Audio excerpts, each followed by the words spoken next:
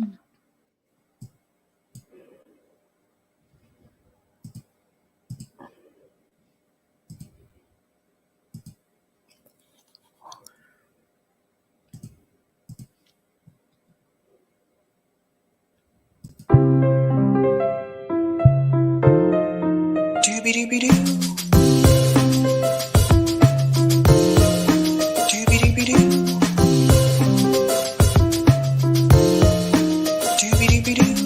your host, sabrinasalvati.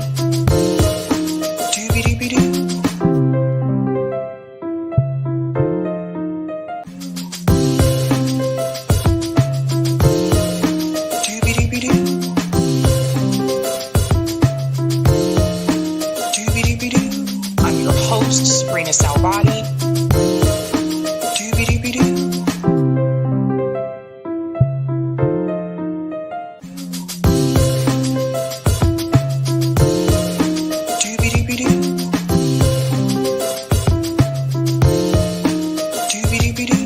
I'm your host, sabrinasalvati. All right. Welcome to Sabby Sabs podcast. I'm your host, Sabrina Salvati. My special guest tonight is Cynthia Brown. She is a part of the Ohio Coalition to End Qualified Immunity. Cynthia, thank you so much for joining me. Thanks for having me, Sabrina. So I want to get started with you first. How did this actually come to be, the Ohio Coalition to End Qualified Immunity? And I ask because we have been pushing for something like this to happen on the national level. I think a lot of different organizations and activists have been pushing for that, and obviously nothing has come of it on the national level. Roger Meadows actually told me about you. So this is the first time I actually heard of someone trying to do this through the states. So how was this formed, and why was this formed in Ohio? Okay, let me start with my why story. In 2017, my nephew, Kareem Ali Nadir Jones, he was killed by Columbus Police Department. It was about 5 o'clock in the afternoon. He went outside responding to his girlfriend said there were young kids throwing rocks at his vehicle. But when he goes outside, he encounters 2 Columbus police officers. Remind you, it's daylight. So Kareem, they go back and forth. So Kareem went to walk away. Now, sometimes we know Black men wear their pants that sag. He went to pull his pants up. The officer shot him twice in his back. When he hit the ground, they shot him in his face and in his neck. He was the first body cam case in the state of Ohio, period, where you see a Black man take his last breath on the camera. This is a fact.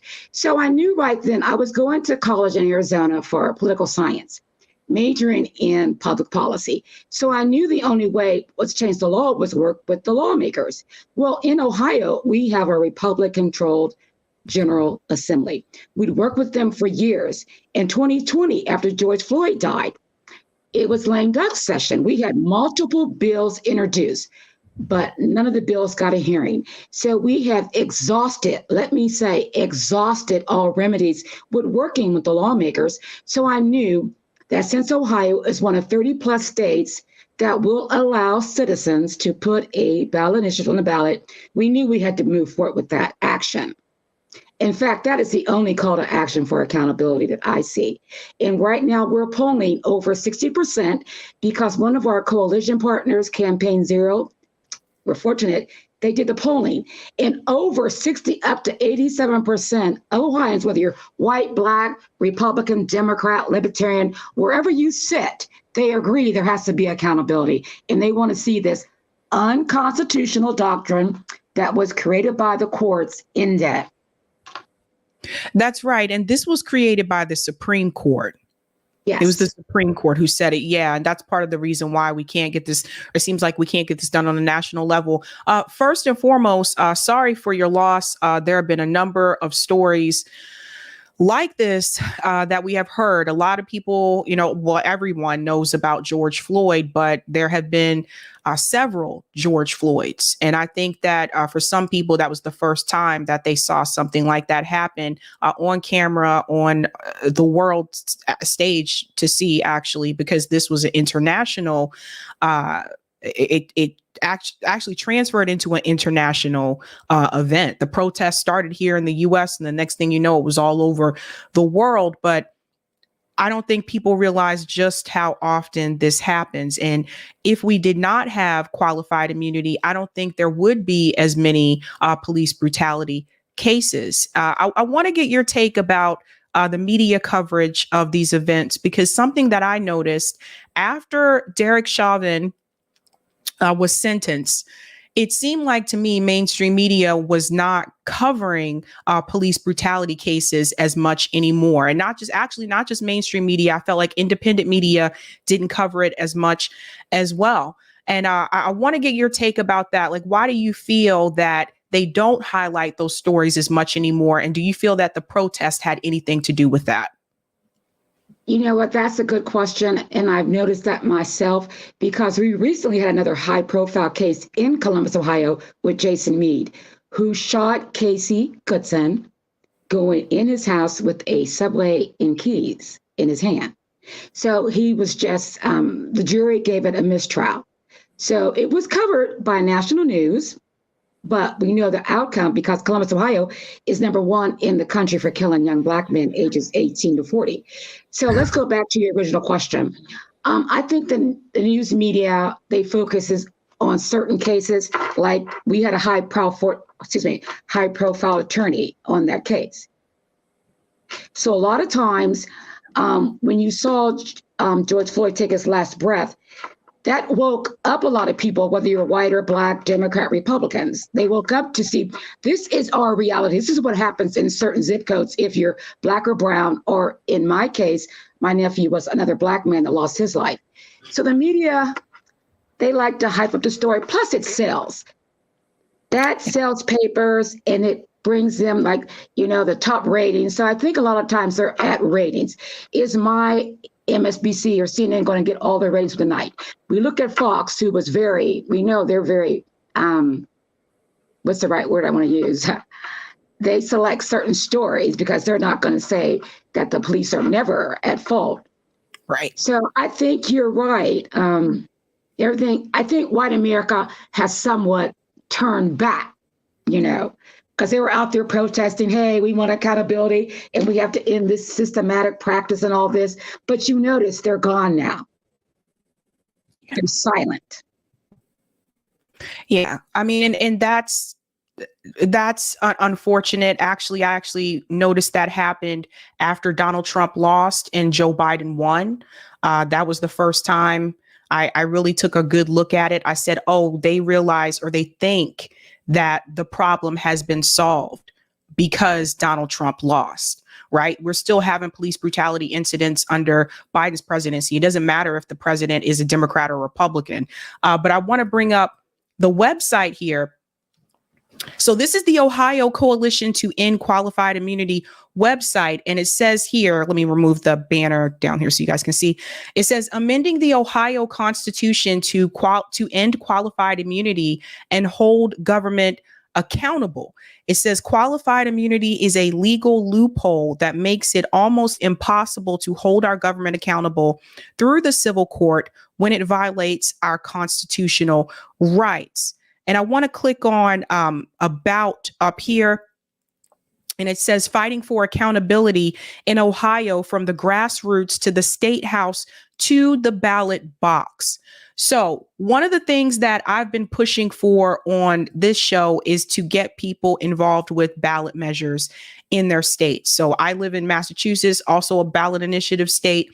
I've tried to explain to people how important it is to organize on the local level, and some of these policies that we've been trying to get passed on the national level that are just not happening, we can actually pass some of these policies through the states. And I've seen it happen with my state. You've seen it happen with your state, I'm sure. In reference to the ballot measure, is this going to be on the ballot for 2024, or have you met the signature requirements? Can you talk a little bit about that process? Yes, we want it to be on 2024. We are currently collecting our initial 1,000 signatures again. We've been denied multiple times by Dave Yost, whether he says our title was misleading or our summary was inaccurate. So our attorney has rewritten the language again. So we are in the process, as I speak, collecting those signatures, going to different, events. So we hope to resubmit by February 28th. Okay. Yes. Okay. So we're traveling. We're traveling statewide collecting these signatures. We've already submitted signatures from 44 counties. And I will add this, we've collected over 20,000+ signatures since we started this process. That is amazing, because that's one of the hardest parts for people who are not aware, is collecting the signatures. And I'm sure in Ohio, it has to be a wet signature, right? Physically signed the petition, yes. Yeah, same thing here. It also says on here, it says our mission, the Ohio Coalition to End Qualified Immunity, is a grassroots organization dedicated to ending qualified immunity statewide and holding government accountable when it violates our rights. And I think this is incredibly important. How many people would you say are involved with this coalition in particular? Okay, our coalition, we have 5 committee members. It's myself, because I'm the founder. We have Jenny Sue Rowe, who is with Veterans in Rehab. Her husband was killed by law enforcement in 2020. He was shot 8 times close range. He was a veteran. He came home. He was having a post-stress traumatic disorder, and they not once tried to de-escalate the situation. They knew he was a veteran when they called, the phone calls started coming in. Then we have Derek Jameson. Derek was sentenced to death row. He was wrongfully convicted. He served over 20 years for murder for crimes he did not commit. The prosecutor, who has absolute immunity, withheld over 35 pieces of evidence. Then we have Dr. Hamza Kambar. He's a veteran. He's currently with the Cleveland Police. So we're not anti-police. I want to stress for sure. I have one nephew who was killed by law enforcement, and my other nephew became a state patrol officer in 2018. So they can't never label this family as anti-police.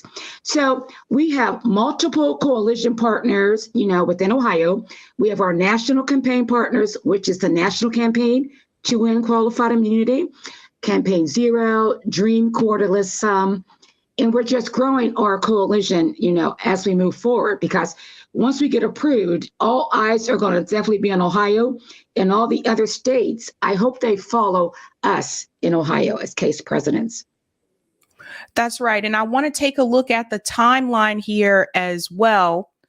It says, let's go down this way. This is the important thing I think people need to understand, which they may not be aware of.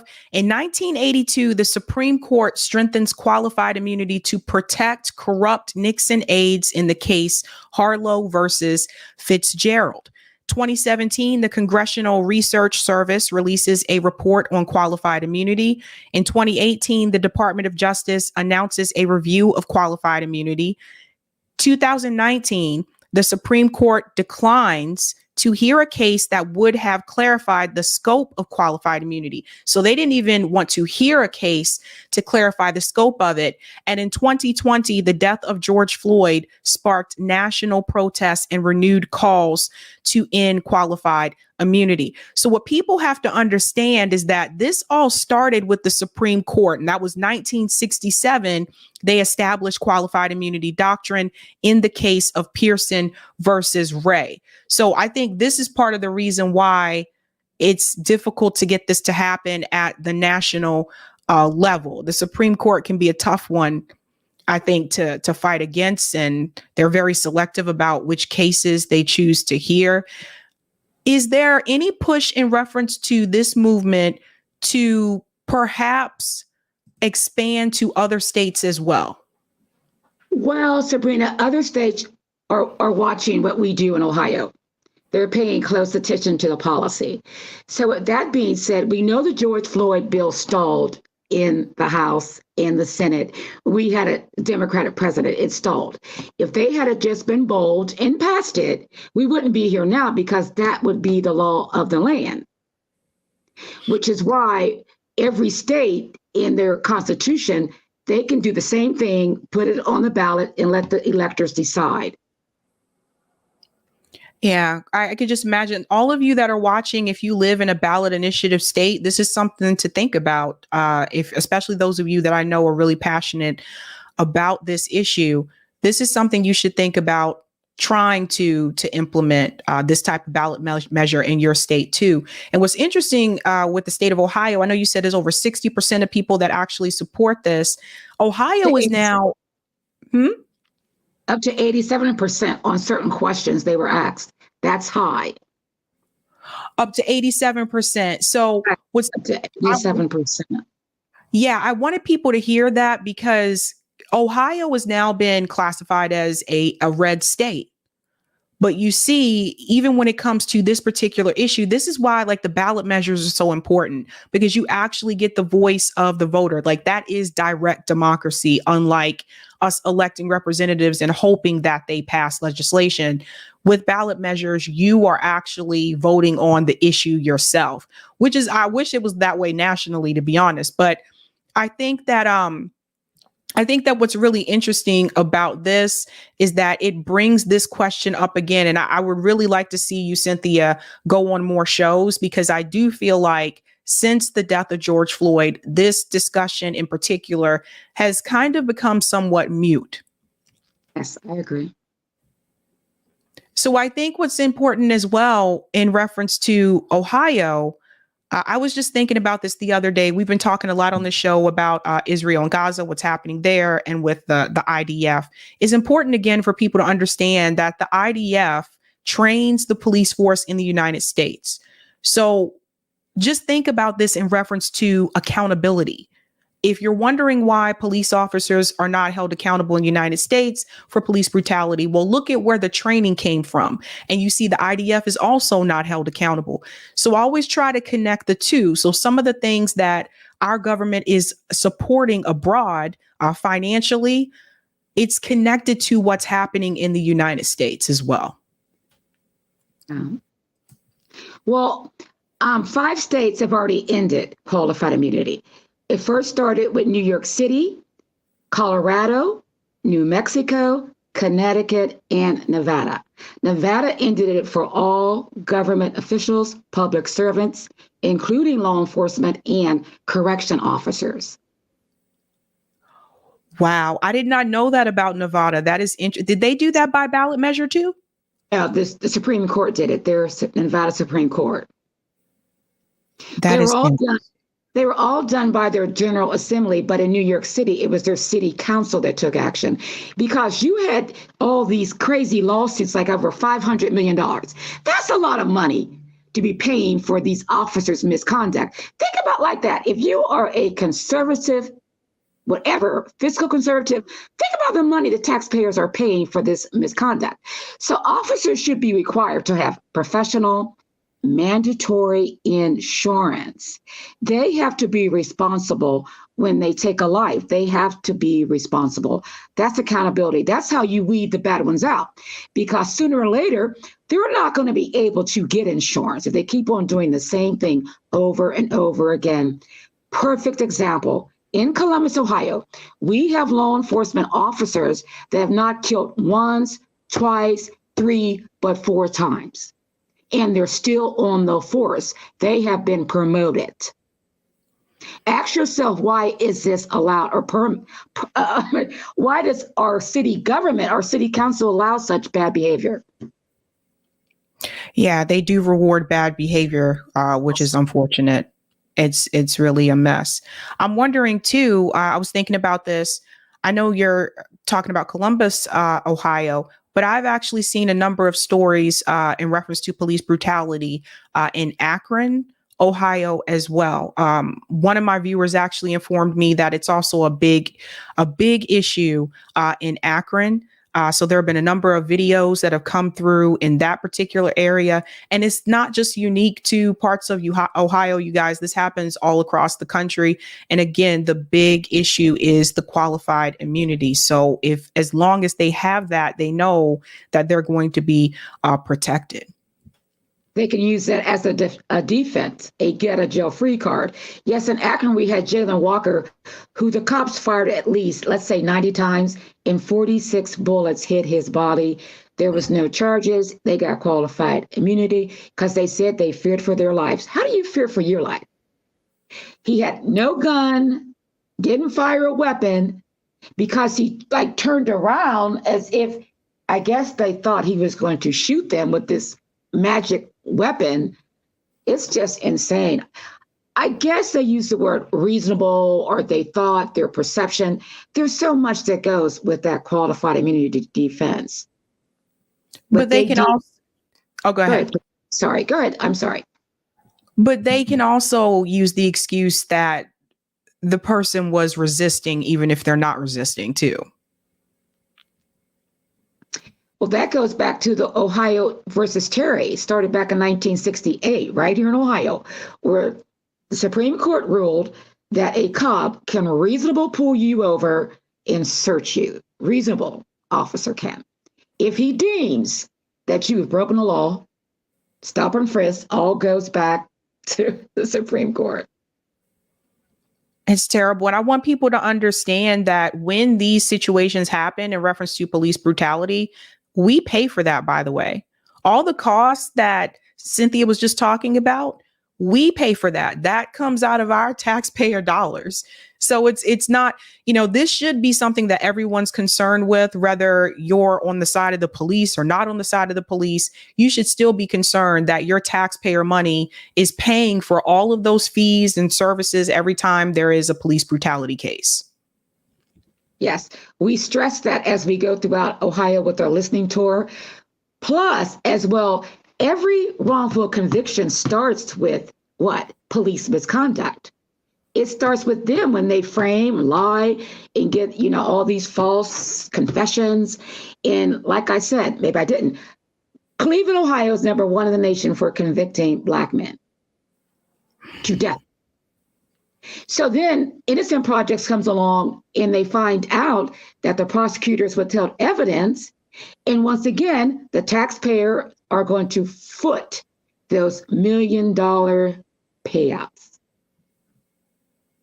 That's what I think some people may not have been aware of, because the Innocent Project as well, shout out and props to them for taking the time to look into these cases.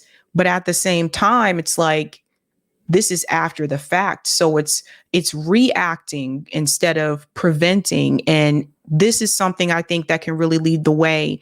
This coalition in Ohio, I feel like that's being proactive instead of reactive. Let's get out in front of it. Let's try to end qualified immunity and prevent these incidents from happening. How do you feel? Have you had a chance to speak to any police officers in Ohio, and how do they feel about this? Just curious. I've had a chance to talk to several police officers, and many of them agree that an officer, if they're doing their job, they do not have to have qualified immunity. Why? Mm-hmm. Why should they have, if they're doing their job and they're not violating someone's civil liberties? They're not depriving that person of their rights. And in Ohio, I like to say, like the Holy Roller says, your God-given rights. So yes, Dr. Hamza Kabar is on the committee, and he is law enforcement. He's former military, PhD in policy, and he just got hired by the Cleveland police to investigate police misconduct. So that's saying a lot right there for the Cleveland, Ohio Police Department to hire Dr. Hamza Kabar. And he has his own, nonprofit, Lear, which is he wants to end it in 38 states qualified immunity. So they know where he stands on this issue. That is interesting. I also wanted to point out here as well, you do have a calendar on here as well. I wanted to share with people because you also list events here. One of the events was ACLU Qualified Immunity Panels. So there have been panels that you've hosted. There have been Pizza Plus petitions, weekly social that you're hosting. So if any of you are watching and you're in the Columbus area in Ohio, you should definitely check this out. I have to tell you, Cynthia, this is the first one that I've seen that is this organized. Like, it's just very much together. Thank you so much, Sabrina. It means a lot to me. Yes. We're doing our best. We're very passionate about this issue. I'm out here myself, boots on the ground, collecting signatures, going to libraries, different events for, Black History Month. We partnered with certain people in Lima, and I'm from Youngstown, NAACP. So we have our signatures together. We want to make sure that we have like an extra 200 because we know they're going to throw so many out. But we've been good on our signature count, and I'm just grateful to everyone who takes the time to sign the petition and listen, to us. Awesome. Cynthia, thank you so much. And guys, for those of you watching, again, this is just another example of something that you can get done in the States instead of trying to get this done on the national level. Because I think we're all really frustrated politically, and things just not really going the way that we want them to. But you have to remember that you do have power at the local level, and you have to use that power. Absolutely. Thank you so much, Cynthia. I'd love to bring you back on another time. We also do a call-in portion of the show as well. And I'd love to bring you on call-in because a lot of times I do that show and they'll ask questions like, well, how do I do this? And how do I do that? I'd love to have you on call-in to take questions from the viewers. I'm pretty sure some of them are wondering, well, how can I do this in my state as well? Oh, I would love to come back. And thanks for having me. Thank you so much. I can updating you, next month about, are we going to be on the ballot when we're pushing for that big 400,000+. So we're ready. Awesome. Thank you so much, Cynthia. Thank you so much, Sabrina. All right, guys, that was the Ohio Coalition to End Qualified Immunity. Again, they're trying to do that through the states. I highly recommend you go to that website, check it out. Eric has the link in the chat and see what they're doing there. Again, just another example of something that you can get done through the states instead of actually hoping these politicians get something done for us. This is a way that you can kind of take initiative yourself. Myra's mama said, I live in Ohio. Yay, I'll be paying close attention to this. Yeah, I think there are a number of you actually that are in Ohio. It's really interesting. I see some of the comments in the chat as well. Great project there, you guys. Great project. And I hope to bring her back on next time to come on to call in as well. Maybe I would have to do call in a different time because you guys know we go a little late sometimes, but do it at a different time so she can come on and she can take questions from you guys. I would love to do that. Let's go to some of the comments in the chat and then we'll dive into next stories. Shout out to Ina Lim for becoming a member. Let's give Ina Lim a big whoop whoop. Retro Gamer says, that's Gamer for life, I think. Sucks no Sabby JB show today, but maybe next Thursday. Yeah, so JB was actually traveling to Tampa today. That's why we didn't do the show. So thank you so much for becoming a member. The Crazy Puppet. Give Crazy Puppet a big whoop whoop. Shout out to Freddie the Fish. Thank you so much for the super chat. Doobie doobie doo. Tim Thoe says, woo, your topics be spot on. I literally get my popcorn ready for these convos. Important work, Sabby. Thank you so much, Tim. Thank you for the super chat. Crazy Puppet says, hit the like. Oh, wow, you gifted memberships. Okay, so some of you guys may be members now. So shout out to Crazy Puppet for gifting 20 Sabby Sabs memberships. Shout out to Crazy Puppet for the super sticker. I just like green. Oh, well, thank you. I'm not sure if you mean the shirt or like green as in money green. And shout out to the Crazy Puppet again for gifting 50 Sabby memberships. Thank you so much. And I'm pretty sure people are thankful to you in the chat as well. Thank you. And thank you, Dana. 100. Thank you, Sabby and Arise, for breaking down all this political BS for this old lady. I'm woke now. Oh, thank you so much. Oh, I think you mean Eric. Yeah, Sabby and Eric. Thank you so much for that. I really appreciate that. Awesome. The gifted membership thing is actually pretty cool. It took me a while to notice that. And I was like, what does it mean giving someone a membership? And I was like, oh, you can give it to them like as a gift. That's pretty cool. I like that. All right. let's go ahead and give a shout out to everyone who is a Sabby patron. Thank you guys so much for your support. You're out here doing the damn thing. If you're interested in being a Sabby patron, I have 5 categories: Ultimate, Sabinators, Sabsters. There's also Sabbies, and of course, members. Thank you guys so much for your support. I really do appreciate it. You can see their names here, and you can also see their names scrolling across the bottom of the screen on the ticker. Thank you so much. We do have more stories to discuss tonight. I want to go ahead and bring up that thumbnail there, which disappeared somehow. I don't know what happened there. I don't know. That's the thing about going live. Like sometimes like windows just close on their own. Anyway, what are we discussing tonight, ladies and gentlemen? Let's go ahead and share that beautiful thumbnail for you. Dun, dun, dun, dun.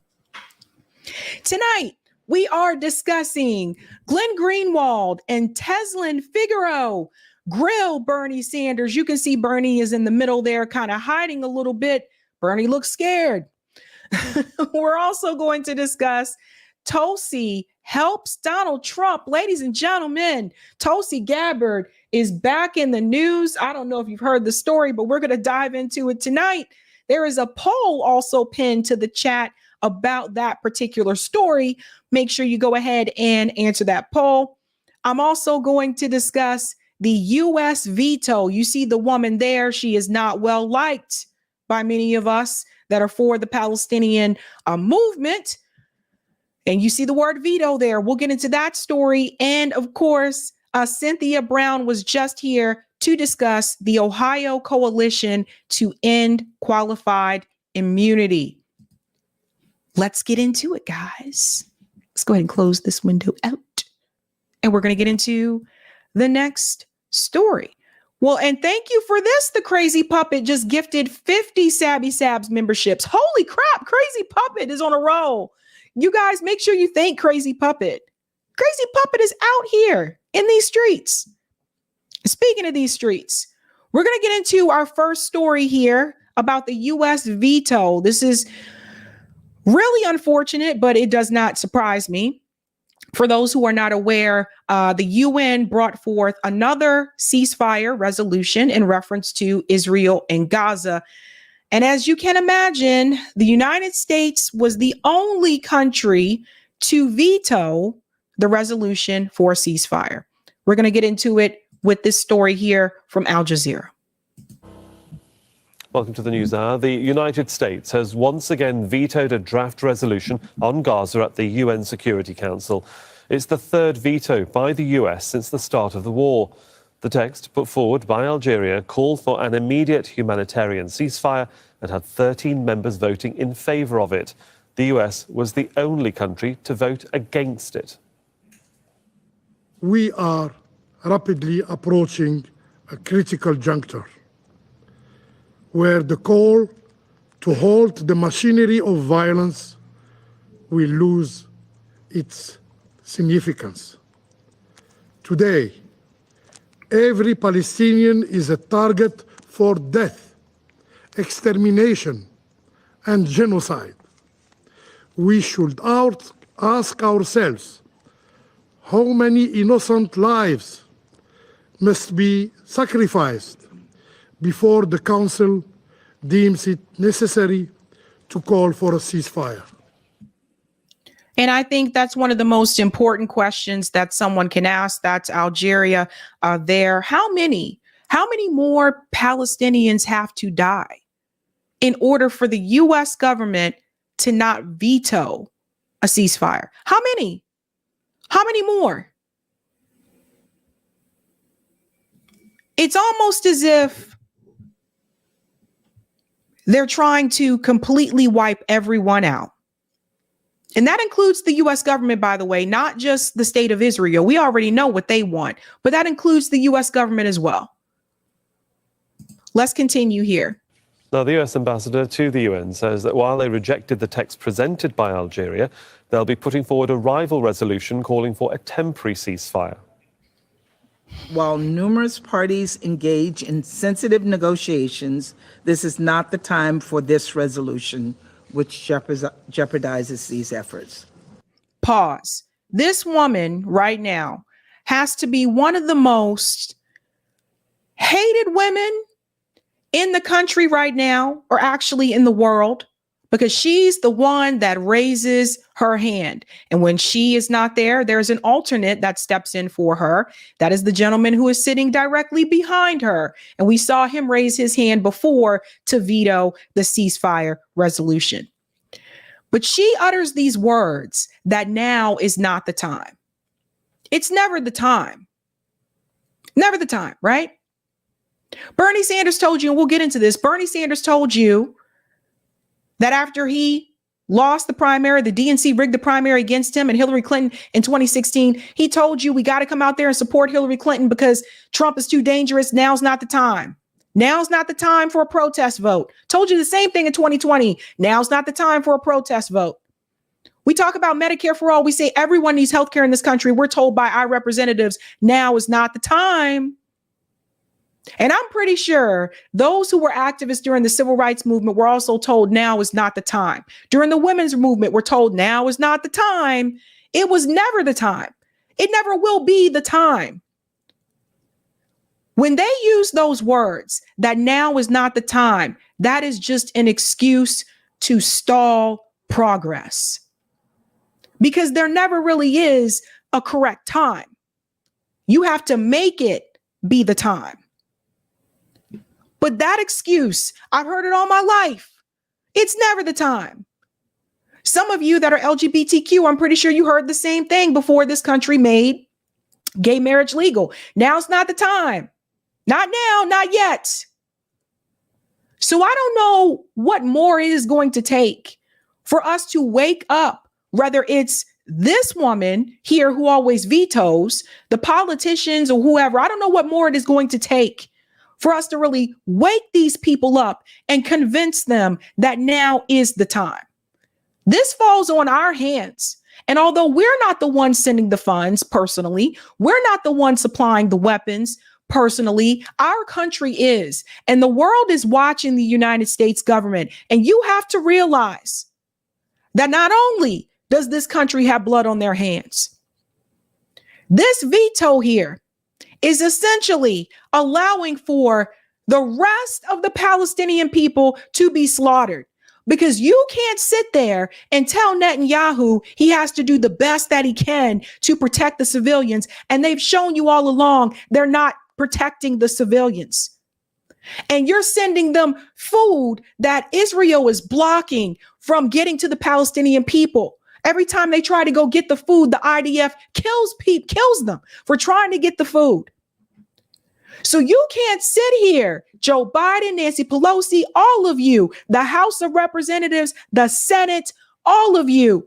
You are making the U.S. people unsafe. They are making Americans unsafe because we are now seen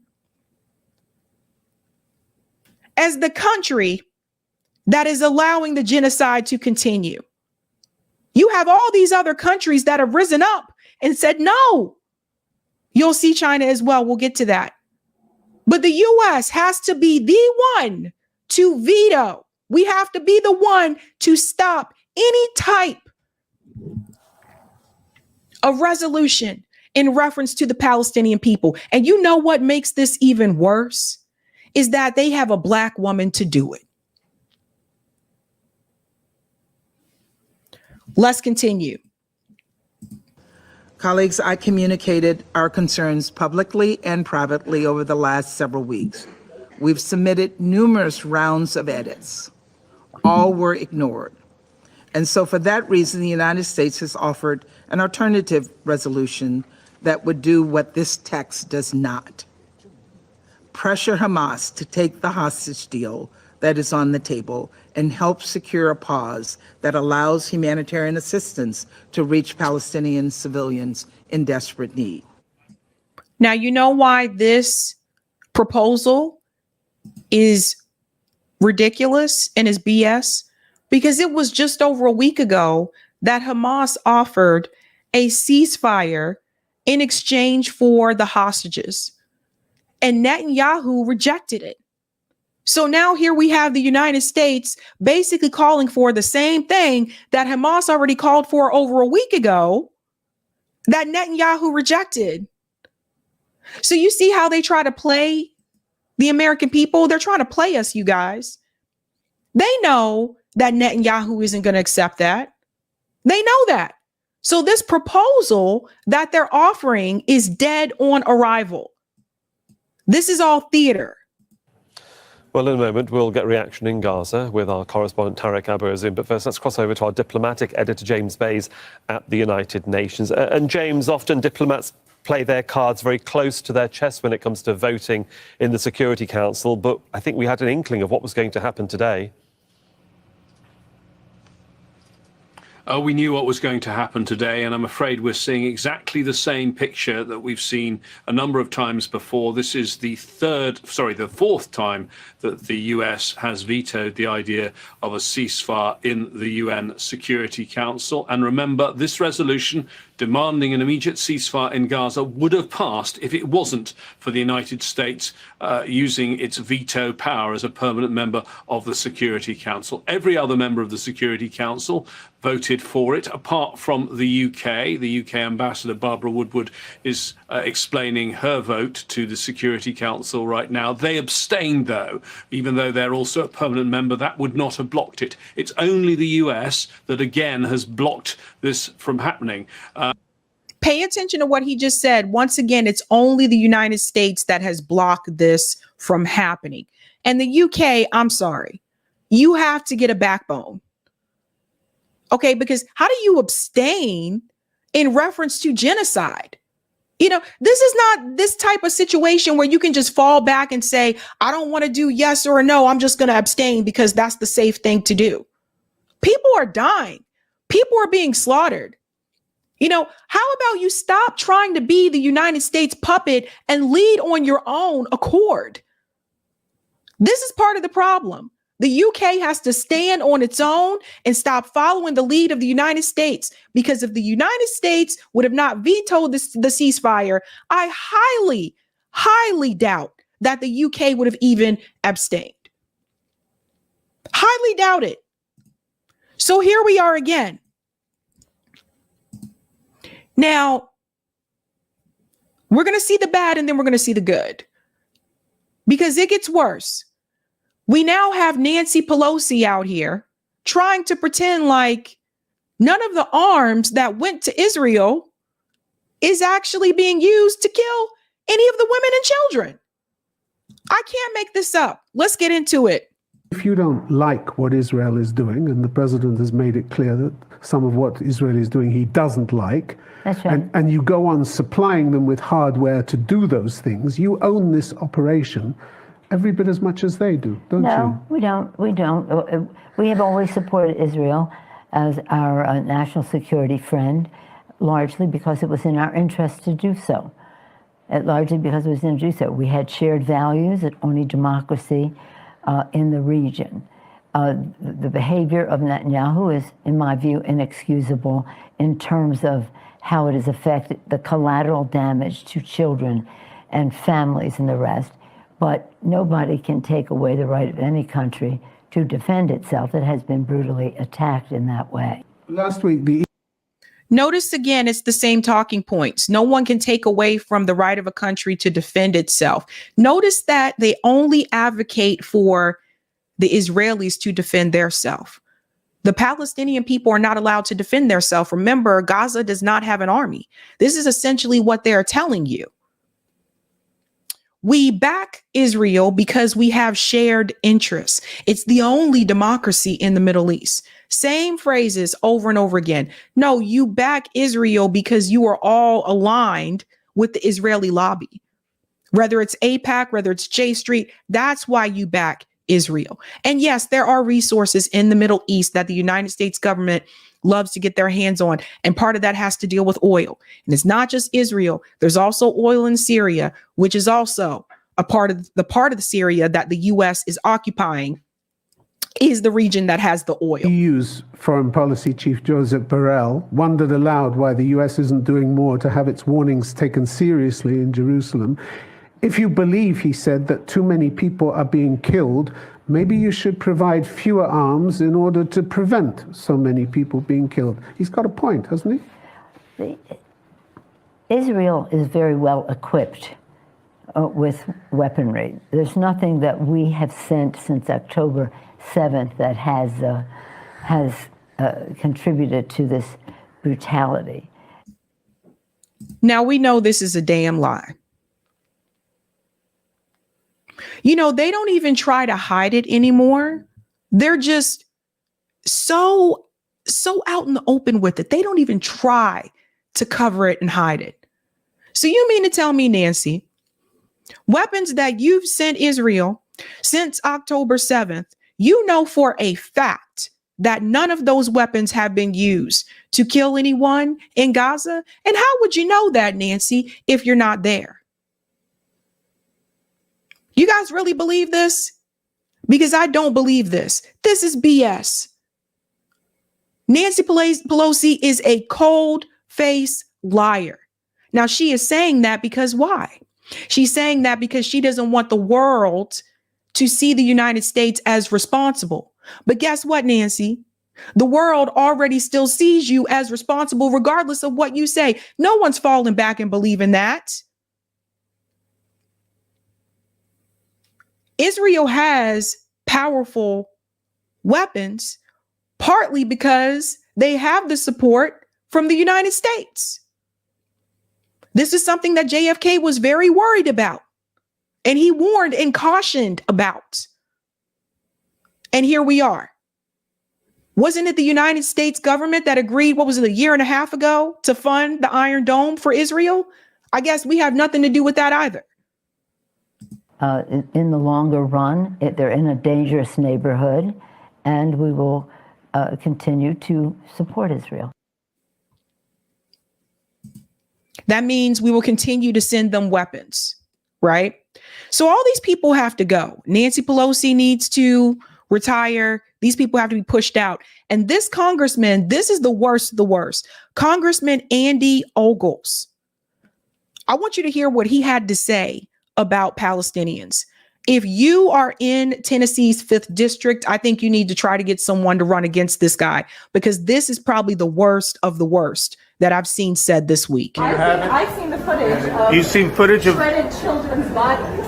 And that's my taxpayer dollars. I'm going to bomb those kids. So I think we should kill them all, if that makes you feel better. Everybody, come on. Yes. I've seen the footage of You've seen footage of shredded children's bodies.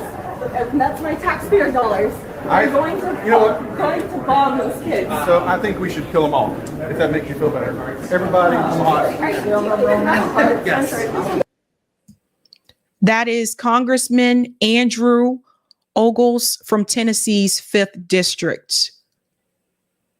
Someone needs to get him out of office. Someone needs to challenge him. I don't know if anyone watching lives in Tennessee, but that is disgusting. He said he wished we could kill them all. She was talking to him about children that have been killed. And that's his response. And you wonder why some other countries give America a side eye. That's disgusting. Now, he can say that and not be censured, right? But Rashida Tlaib, supporting the pro-Palestinian protests, she's censured. This is what we have in our House of Representatives. This is who we have working there. However, there is some good, because some people are still willing to step up. And one of those countries is China. They actually presented a case towards the ICJ. And I want you to hear this. And I said this before, but now they actually say it in front of the ICJ, the International Court of Justice, that according to international law, occupied people have the right to resist. Let's get into this speech here from China at the International Court of Justice. In pursuit of the right to self-determination, these people have the right to engage in struggles, seek and receive support. On the basis of that right, Palestinian people declared the establishment of State Palestine in 1988, which has been recognized by over 130 countries. In pursuit of the right to self-determination, Palestinian people use force to resist foreign oppression and complete the establishment of an independent state. Is inalienable right, well founded in international law. Various people freed themselves from colonial rule and foreign oppression to realize independent statehood after World War II.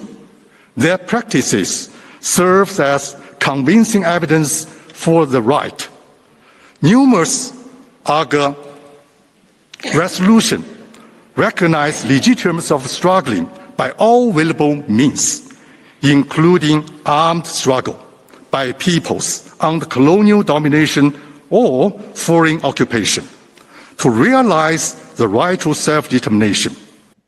See, that piece there is very important. So when people said, and I don't advocate for any groups killing people, I don't advocate for them implementing violence upon people, but when people made the statement that the Palestinian people don't have the right to resist. Under international law, they do because they are occupied. Gaza is occupied. Despite what some of the Zionists may tell you, these people are under occupation. They are fenced in. Israel controls the land, the air, and the sea. They control the water. The Palestinian people in Gaza, 95% of the water is dirty water. They limit the amount of electricity that they're allowed to have. But more importantly, they cannot freely leave. They can't move freely. Imagine if you couldn't even leave your town. Imagine if you couldn't leave your city. You couldn't leave your state. I live in Massachusetts. Imagine if someone told me you can't go north of Massachusetts. You can't go to New Hampshire. You can't go to Connecticut. You have to stay right where you are at all times. And if for whatever reason you need to go to one of the hospitals, which the hospitals in Israel are better than the hospitals in Gaza, and all of those are now gone. So there's that. You have to get the permission of Israel to leave to go to the hospital. And a lot of those cases are denied. This is why there have been Palestinian people in Gaza that have died from cancer because they couldn't get the treatment that they needed, because Israel would not permit them to come to one of the hospitals in Israel to get the treatment. Imagine that. And they expect you not to resist? For instance, the UNGA resolution 3070 of 1973, I quote, reaffirms the legitimacy of the people's struggle for liberation from colonial and foreign domination and alien subjugation by all available means, including armed struggle, end of quote. This recognition is also reflected in international conventions.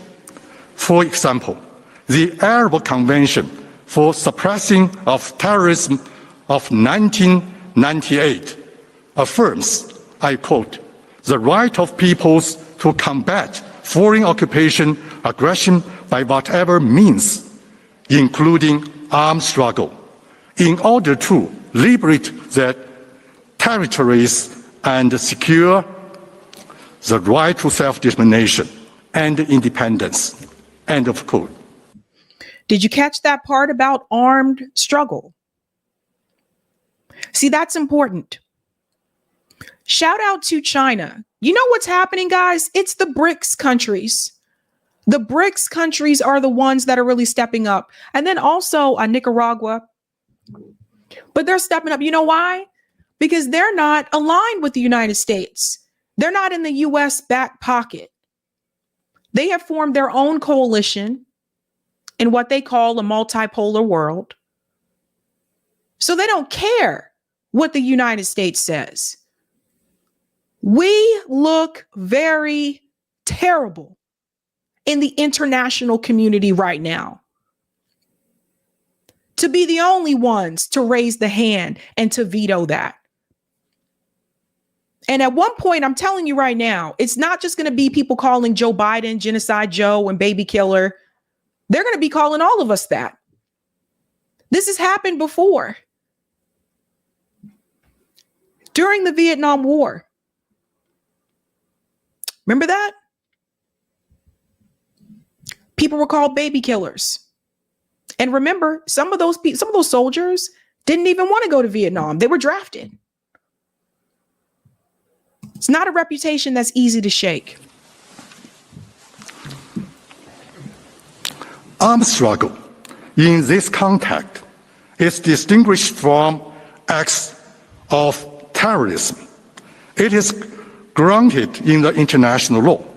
This distinction is acknowledged by several international conventions. For example, Article 3 of the OAU Convention on the Prevention and Combating the Terrorism of 1999 provides that, I quote, "The struggle waged by peoples in accordance with the principle of international law for their liberation of self-determination, including armed struggle, against colonialism, occupation, aggression, and domination by foreign forces, shall not be considered as terrorist acts." That piece right there is very important. So shout out to China, because China showed up with like, look, we're going to read what international law actually says. So under international law, they have the right to resist. They have the right to have an armed struggle, and they shall not be considered as terrorist acts. That's the international law, folks. Problem is, a lot of people haven't heard this because even outside of the United States, the media is still controlled by the United States. Imagine that. Imagine that. You have to go to one of the BRICS countries to hear something a little bit different. But for the most part, the media, even outside of the US, is still controlled by the US and the State Department here. This is one of the reasons I think they're so afraid of China, because China doesn't really need us. You see how they join forces with BRICS? They don't really need us like that. And they're not afraid to stand up to the United States. Let's go on a little bit more here. It should be emphasized that the use of force by any entity or individual in the name of exercising the right to self-determination outside the context of colonial domination or foreign occupation is not legitimate. Meanwhile, during legitimate armed struggle by peoples, all parties are obliged to comply with IHL, and in particular, refrain from committing acts of terrorism in violation of IHL. Against the backdrop of the OPT, well-documented and widely recognized facts indicate that Israel's oppression policies and practices throughout its prolonged occupation of Palestinian territory have severely undermined and impeded the exercise and full realization of the Palestinian people's right to self-determination. Shout out to China for doing the damn thing, because China, that was actually China in front of the ICJ, the International Court of Justice. Sorry, I can't talk tonight. International Court of Justice. They showed up to let people know, look, we know the damn law, damn it. And then there's the UAE. Listen to this. Again, other countries are stepping up. Breaking news. This is from Solomon. He's been on the show before. UAE exposes Israel's violation of international law. Let's get into this clip here. So this is the United Arab Emirates. Listen to this. The 56 years of occupation of Gaza and the West Bank, including East Jerusalem, have been shaped by Israel's consistent, grave violations against the Palestinian people.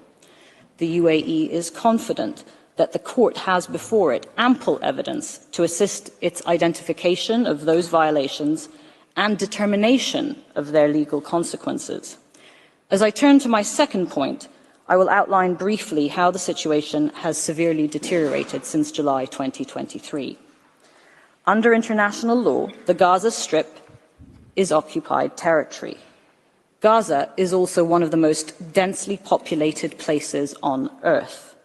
For over 4 months now, and after enduring 17 years of blockade, its population of over 2.2 million has been under siege, faced with severe restrictions on water, food, and other essential goods. The level of human suffering faced by civilians in Gaza, predominantly women and children, is on a scale seldom seen in the modern era. Israel's indiscriminate attacks on the Gaza Strip have caused massive civilian casualties and the extensive destruction of homes, schools, and hospitals. Some 75% of Gaza's total population is displaced. I note here, Mr. President, the latest orders issued to the Israeli Defense Forces to plan for the evacuation of Rafah ahead of another military offensive. That offensive would leave the approximately 1.5 million displaced Gazans taking refuge in the city with nowhere to go. These plans have been met with the international community's resounding rejection. Israel has imposed a policy of collective punishment against the Palestinian people in violation of Article 33 of the Fourth Geneva Convention. Israel has repeatedly issued so-called evacuation orders that in effect seek to transfer Palestinians forcibly in violation of Article 49 of the Fourth Geneva Convention. Israel has also failed its duty of ensuring the food and medical supplies of the population in Gaza in violation of Article 55 of the Fourth Geneva Convention. You see, the other countries that showed up, they made it very clear that they know the laws under the Geneva Convention. They showed up very prepared. Israel has further failed to protect the wounded and the sick in violation of Article 16 of the Fourth Geneva Convention. Each passing day is met with further violations of international humanitarian law. And while the eyes of the world are trained on its brutal military operation in Gaza. So that's the UAE also at the ICJ standing up. And we got to remember, this all started with South Africa. Sometimes it just takes one country or one person to stand up and actually take a chance and fight back, and then others may follow. So had it not been for South Africa, would other countries have even stepped up to the plate? We don't know, right? And we may never know. And there's also this good news, and I want to share this as well. This is from Jewish Voices for Peace. In a huge win for boycott, divestment, and sanctions movement, also known as BDS, one of the world's largest pension funds announced it divested almost $500 million from Israel bonds. Norway's pension fund divested the entirety of their Israel bond holdings. And here it is here. BDS victory, Norway pension fund divests $500 million from Israel bonds. You see, guys, there is some good that's happening. It's not as much as we want, but there is some good that's happening because now we're seeing BDS on the world stage, So shout out Shout out to Norway for doing that as well. I don't know what's going to happen. I don't know what's going to come from this. There's nowhere else for the Palestinian people to go. They are literally pushed as close to Egypt's border as they can be. I don't know what is going to happen, but I do know once this war is over, I think it's only going to be a matter of time before the Palestinian people have to be offered equal rights under the law. Equal. Because I'm tired of hearing about a two-state solution. I've been against a two-state solution for like the past 2 years. People have educated me about this. I am for a one-state solution, but at the end of the day, what we have to call for is equality, not this apartheid that exists now, regardless of what some people say, that exists in the West Bank. We cannot allow that, and we cannot let that continue. We cannot sit up here and let Israel to continue to pull Palestinians out of their homes in the West Bank. What we have to have is equality. So that means that if Israel has an army, that means that the Palestinian people need to have an army as well. Now, and the best way to do this is a one-state solution. One army for all. A secular state. Secular. Miss me with the whole religious state, because that is how Israel has been able to use the excuse that the people should not be there. And it went from being about the religion to being about ethnicity. Imagine if that were happening here. So what we should be calling for is equality. Never forget that. If you have not had a chance to do so, go ahead and smash that like button, guys. Thank you. That helps me with the algo. And if you are new, don't forget to sub and share. Thank you so much. Let's go to some of the comments here, and then we'll get into the Tulsi story. Thank you for the super chat, Arthur. Black excellence at its finest. You're probably talking about the woman who was lifting her hand. Yeah, buddy. Thank you, Jay.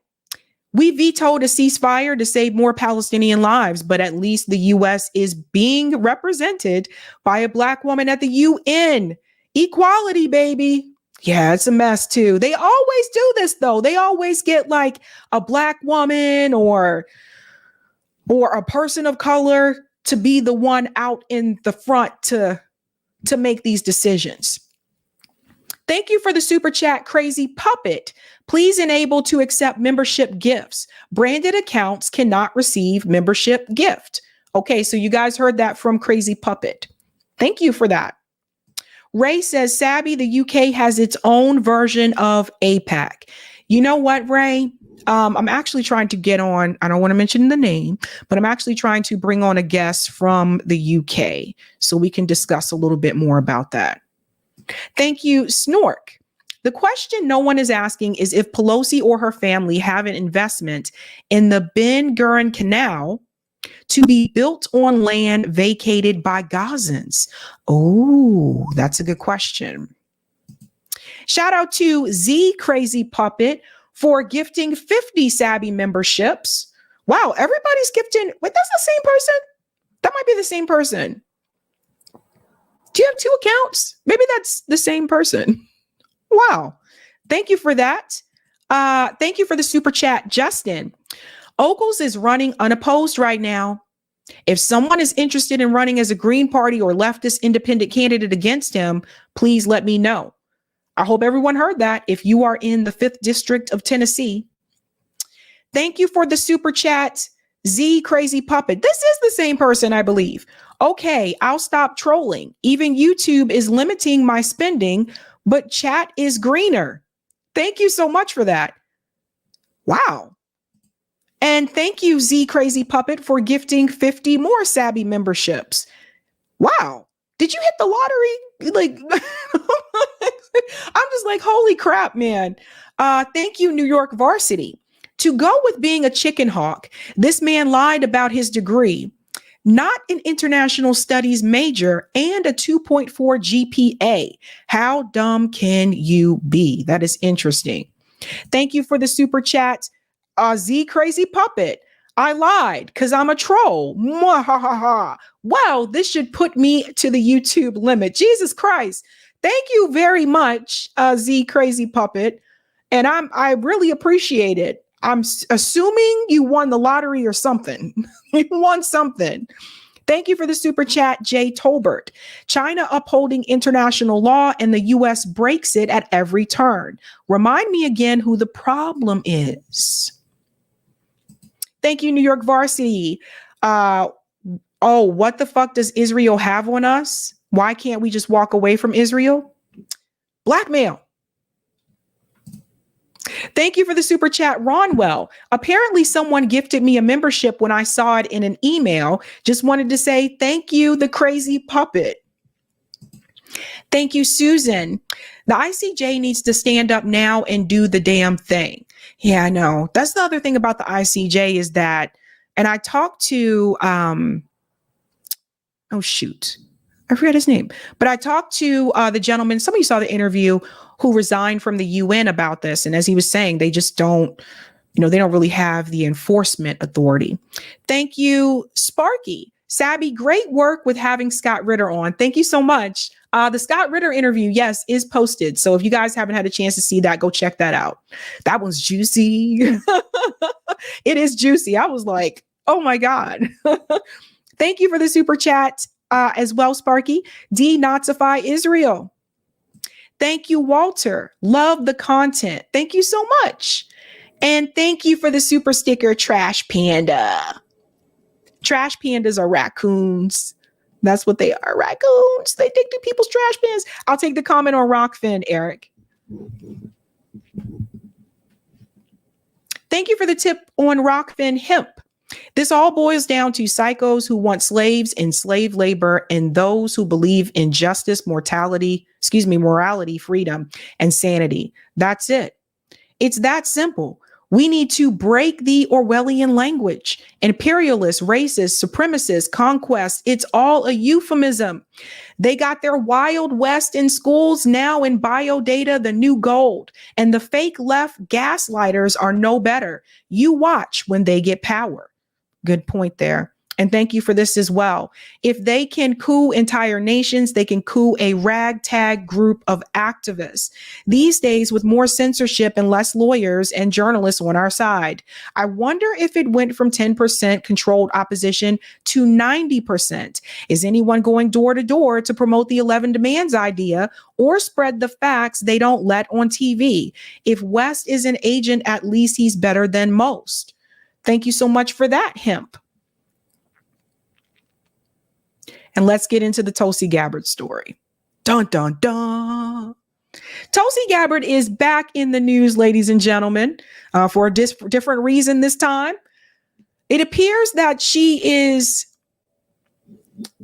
friendly with Donald Trump, and it's starting to stir some questions. If you haven't had a chance to do so, make sure you answer that poll question. Before we get into what happened this week with Tulsi Gabbard and this Trump situation, I want to take you back to a moment when Tulsi Gabbard was actually still running through the Democratic Party in the primary for 2020, because I want to show you that Tulsi has actually met with Donald Trump before. She actually met with him when she was still a Democrat. Here's that reminder. Well, one of the first people, and definitely one of the first Democrats Donald Trump met with after his election was Hawaii Congresswoman Tulsi Gabbard. The two met on November 21st to talk over, among other things, U.S.-Syria policy. At that point, by the way, Trump had chosen only the White House Chief of Staff and his Attorney General. Interesting. Now, Representative Gabbard has sponsored a bill she says will bar the United States from supplying weapons to ISIS or other terror groups. And she joins us now on set. Congresswoman, thanks a lot. So you guys hear this? Tulsi Gabbard met with Donald Trump in 2017. That's when she was still a part of the Democratic Party. We're following a timeline here. Walk with me. Walk with me. Coming on. Thank you very much, Secretary. So I was just really struck by that. You were one of the very first people he met with. Now, you issued a press release, and I'm sure some of you're a liberal Democrat, I think it's fair to say. Some of your constituents must have been confused. And you issued this statement. You said, I felt it was important to take the opportunity to meet with the president-elect now before the drumbeats of war that neocons have been beating drag us into an escalation of the war to overthrow the Syrian government. That's right. What did you mean by that, I guess, beyond what you said? And do you believe that the president-elect agrees with your views on this? I have long been outspoken about the devastating problems with our U.S. policy, generally on interventionist wars, and very specifically on the need to end our counterproductive regime change war to overthrow the Syrian government. Hundreds of thousands of people have lost their lives, millions of refugees, and the counterproductive result of this has been that these groups like ISIS and Al-Qaeda and other terrorist groups who we proclaim to be our enemy have ended up growing stronger. So understanding that we have a new commander-in-chief coming in, president-elect coming into office very soon, I took the opportunity to be able to get across this message to him. As a veteran, knowing and seeing firsthand the cost of war, I felt it was critical to do my part to try to help influence this new administration and extend this call to action to them to end this counterproductive war that has caused so much devastation. So what was his... Pause. Okay, so it is this rhetoric from Tulsi Gabbard that made many believe that she was anti-war. And I kept telling people, well, Tulsi is not anti-war. She is against some of the regime change wars, right? So she was against what was happening in Syria. And she got a lot of criticism for that. But you see now today, you see these tweets from her. We need to support Israel. We need to give them weapons and we need to stop, Hamas. And you see that other side of her that shows that she is for war. She's just against some of the regime change wars. So I've been saying that about Tulsi for the longest time. I remember I said that on Rising one time and a number of people were like, how dare you say that about Tulsi? She is anti-war. Fast forward to October 7th. And here comes Tulsi making her own statement, telling people to give Israel whatever they need, to give them the weapons that they need to take out Hamas. So there you go. But I wanted to show you this because I want to walk through a timeline here to show you back when that Tulsi Gabbard had met with Donald Trump before. There are a number of people on social media that are saying, oh, my God, Tulsi has completely turned, right wing. Well, yeah, I mean, I knew she was going that way. It was pretty obvious. But people need to remember she had already met with him and spoke with him before. And that was when she was a Democrat. Flashback from the past. And there's another one. I want to remind you about the Trump impeachment vote. Some people may have forgotten about this. It's been quite a minute. But remember when the House was voting for Donald Trump to be impeached? Do you remember how Tulsi voted? Here's a reminder. So after doing my due diligence and reviewing the 658-page impeachment report, I came to the conclusion that I could not in good conscience vote either yes or no. I am standing in the center. The yeas are 230, the nays are 197, present is 1. I could not in good conscience vote against impeachment because I believe President Trump is guilty of wrongdoing. I also could not in good conscience vote for impeachment because removal of a sitting president must not be the culmination of a partisan process. Pause here. This was part of Tulsi Gabbard's career in the Democratic Party, where Tulsi was starting to lose more support from the DNC and the Democratic Party altogether. Now, it started in 2016 when she decided to endorse Bernie Sanders and not Hillary Clinton. She was no longer the DNC darling. Like, they considered her to be the next big thing, right? So she betrayed them, they felt like. And then you fast forward to her meeting with Donald Trump. There was criticism there. And then you fast forward to the Trump impeachment vote, and she chose to vote present. And what was really interesting about that is that you heard her say it herself, is that she admitted that Donald Trump was guilty of what he did. But it wasn't enough for her to vote in favor of the impeachment. So the question that I have for people, when people say Tulsi Gabbard completely changed, did she completely change? Or is it that we may not have been paying attention? She's always kind of moved her own way and marched to her own beat, if you think about it. And here's another more recent example. I want you to hear what she's saying now. Remember, she announced that she was leaving the Democratic Party and she considered herself to be an independent. She announced this on Joe Rogan's podcast. Yes? Okay. I want you to hear what she said here. This is her being against the Houthis. The Biden-Harris administration is undermining our national security, placing us in a dangerous position. They removed the Houthi terrorist designation in 2020, funneled billions of money to Iran, who's funding proxy groups like the Houthis, and let thousands daily cross our border unvetted, including terrorists. They are dangerously short-sighted. Listen to her here on Fox News. Oh, and we cannot forget as well, once Tulsi Gabbard, remember, she was leaving the Democratic Party, then she also made her way towards Fox News. So I always consider Tulsi Gabbard to be someone who's sort of an opportunist. I'm just keeping it real. She kind of moves and shifts where it fits her best at that point in time. What I'm saying is, I don't think that she is someone that you can count on to be loyal. Let's get into this. My greatest concern, both as a soldier who serves in the Army Reserve, a veteran for over 20 years and multiple deployments to different war zones, is how short-sighted, incompetent, and lack of caring that the Biden-Harris administration has for our own national security and the American people.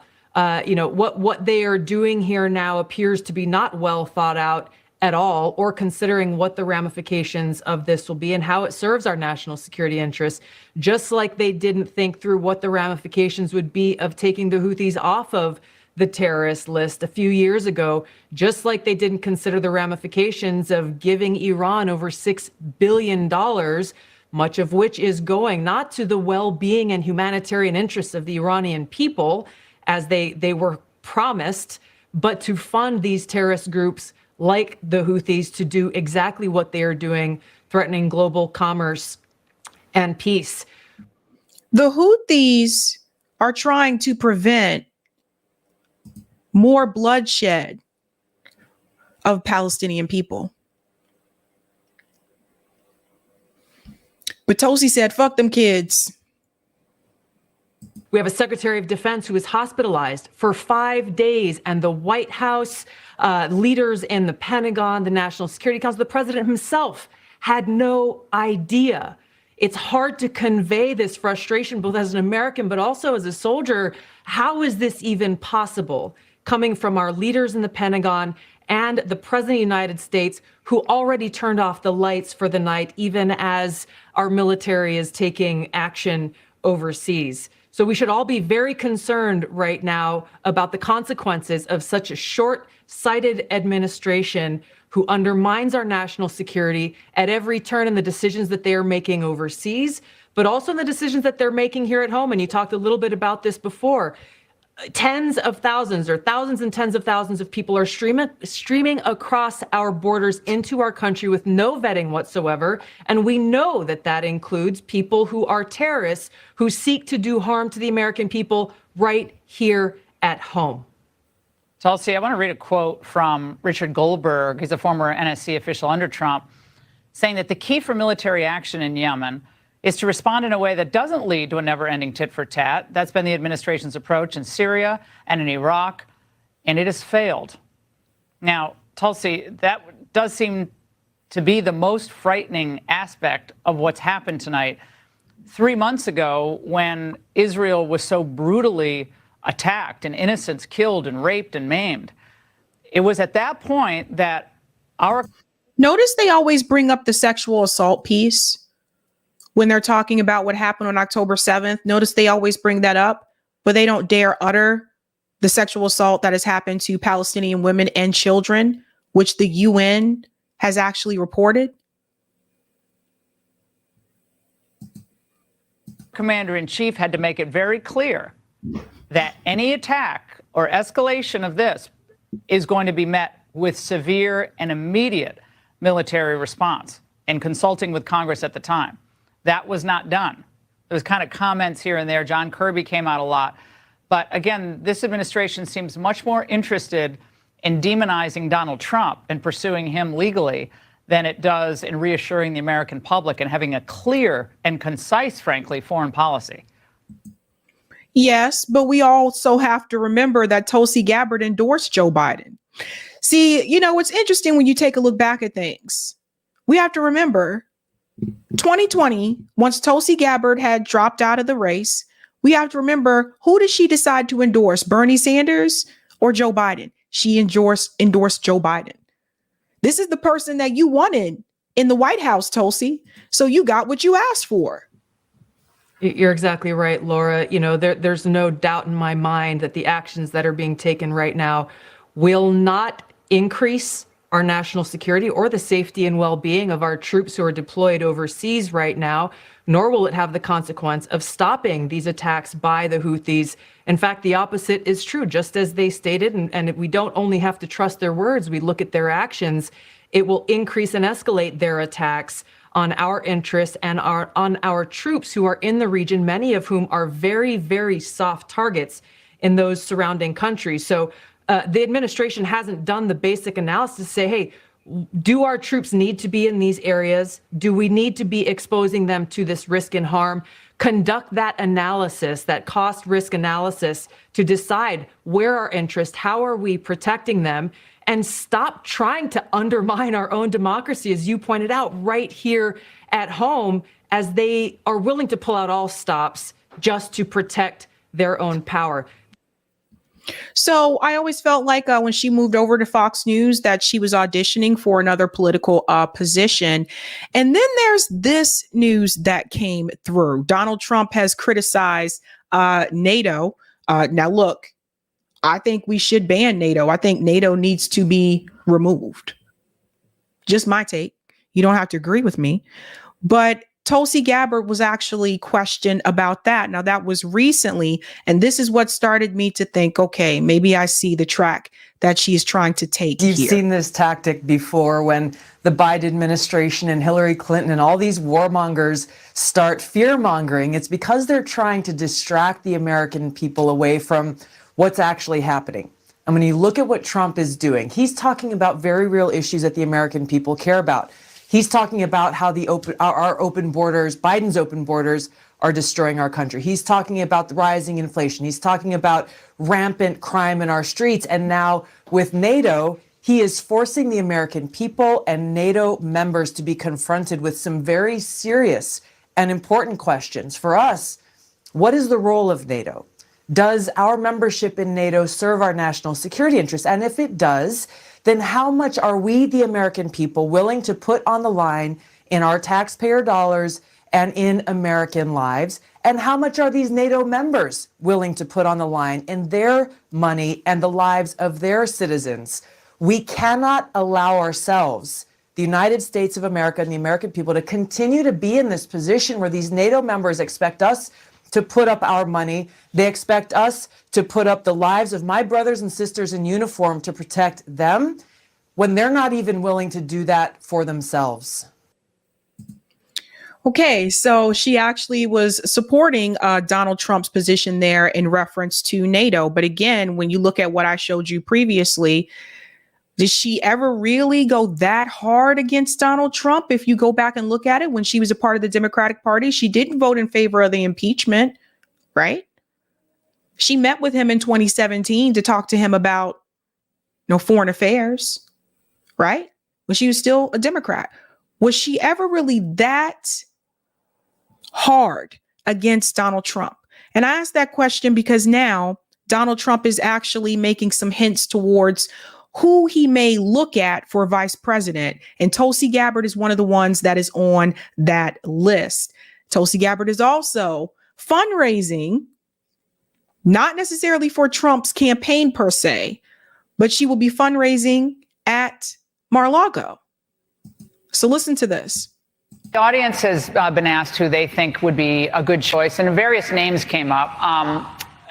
One of them was, of course, Vivek Ramaswamy. He's made a big splash. Ron DeSantis, who's making an appearance today in South Carolina, we just found out. Obviously, Tim Scott, Byron Donalds, and a big presence here. Hold up. Did you see the look on his face when she said that Ron DeSantis is making an appearance in South Carolina? Remember, DeSantis has already dropped out of the race. So watch his face. Ron DeSantis, who's making an appearance today in South Carolina, we just found out. He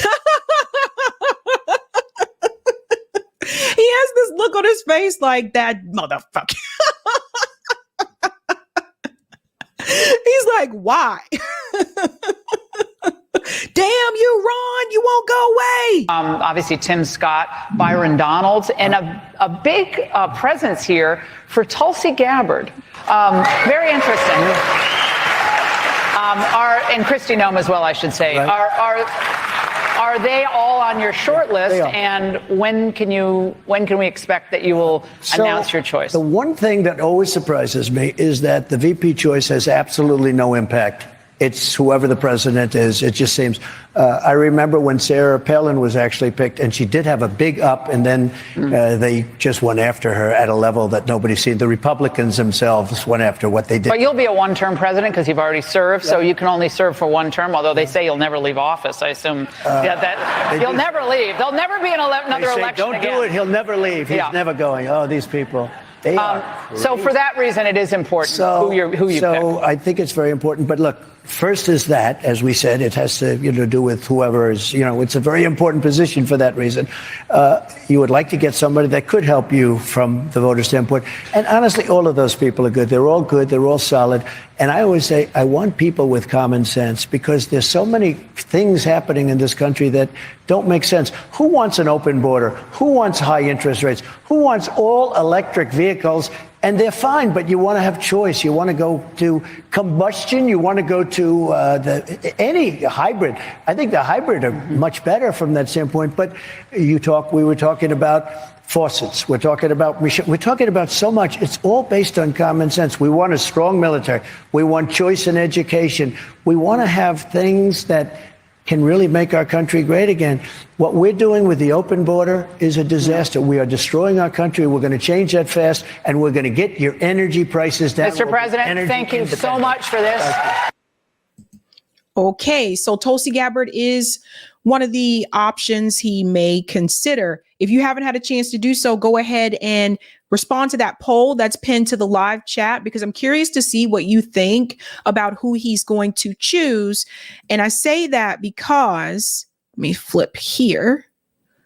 This was announced recently. I want to make sure people understand what this really means, because some people saw this and they retweeted it and they thought that she was campaigning for him. That's not actually what's happening here.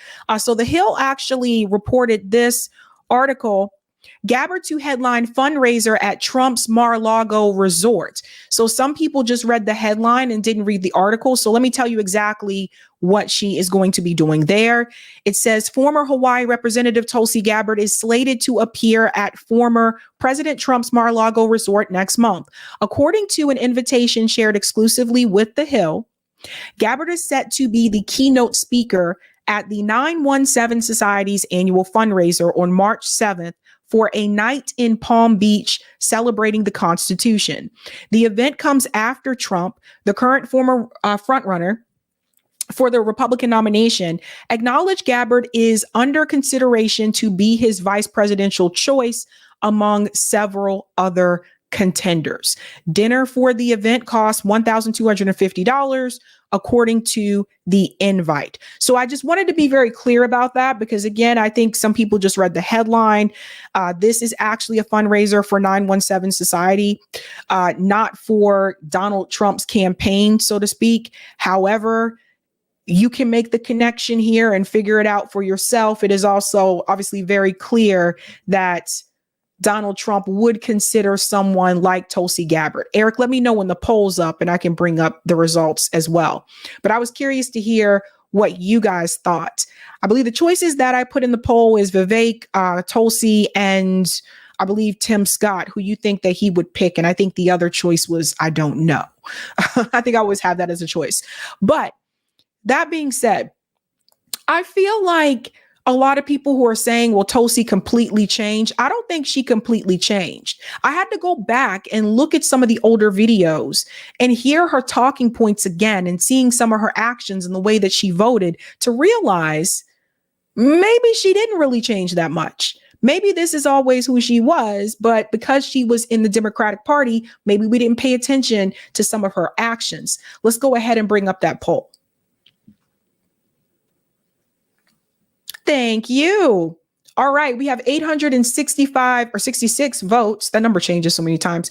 Who will Trump choose as vice president? 18% said Vivek, 22% said Tulsi, 12% said Tim Scott. And interesting, but 47% of you said you don't know. It's interesting. It's that close between Vivek and Tulsi. Very interesting. Ron DeSantis, by the way, thinks it's a mistake for him to consider these candidates. Ron DeSantis has made a statement recently saying that Donald Trump is trying to do identity politics. Boy, I tell you. But he thinks this is a mistake. In other words, Ron DeSantis thinks that Donald Trump should pick a white man. And the choices that he's mentioned have been Tulsi Gabbard, Vivek, and Tim Scott. So it's a mess. Either way, here we are. I'm ready for part 2 on Type V and C whenever you are, Eric. It would be interesting. But boy, I tell you, Tulsi, I think she's just always been an opportunist. Oh, I'll go to the chats. Thank you so much. Thank you for the super chat, Sparky. Every time anyone says that Israel is our only friend in the Middle East, I can't help but think that before Israel, we had no enemies in the Middle East. That is John Sheehan from U.S. Missionary. Thank you so much for that, Sparky. Thank you, Tony. Sabrina, people throw money at you because we like you. Oh, that's really sweet, Tony. Thank you. Oh, that makes me feel, thank you. Spark Joy says Tulsi has always been a turncoat and an opportunist. Spark Joy, you don't go from Bernie Sanders to Donald Trump unless you're a serious opportunist. Interesting. Tomorrow night, we're going to talk about someone going from Bernie Sanders to RFK, a very well-known person. We're going to get into that tomorrow. It's a something. Let me tell you. Thank you for the super chat, Tony. Oh, holy crap. Thank you so much for this.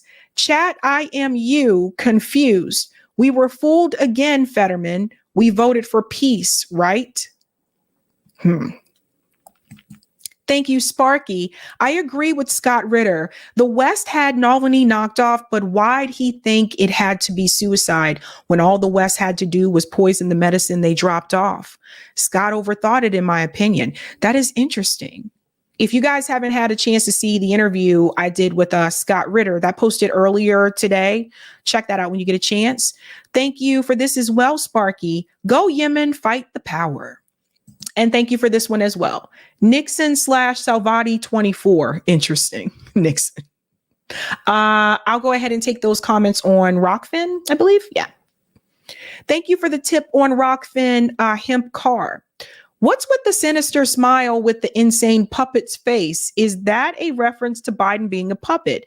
Oftentimes, to derail a movement, someone with money comes in, says to focus on milquetoast action, claiming it's the only way. Leftist gaslighting our controlled opposition.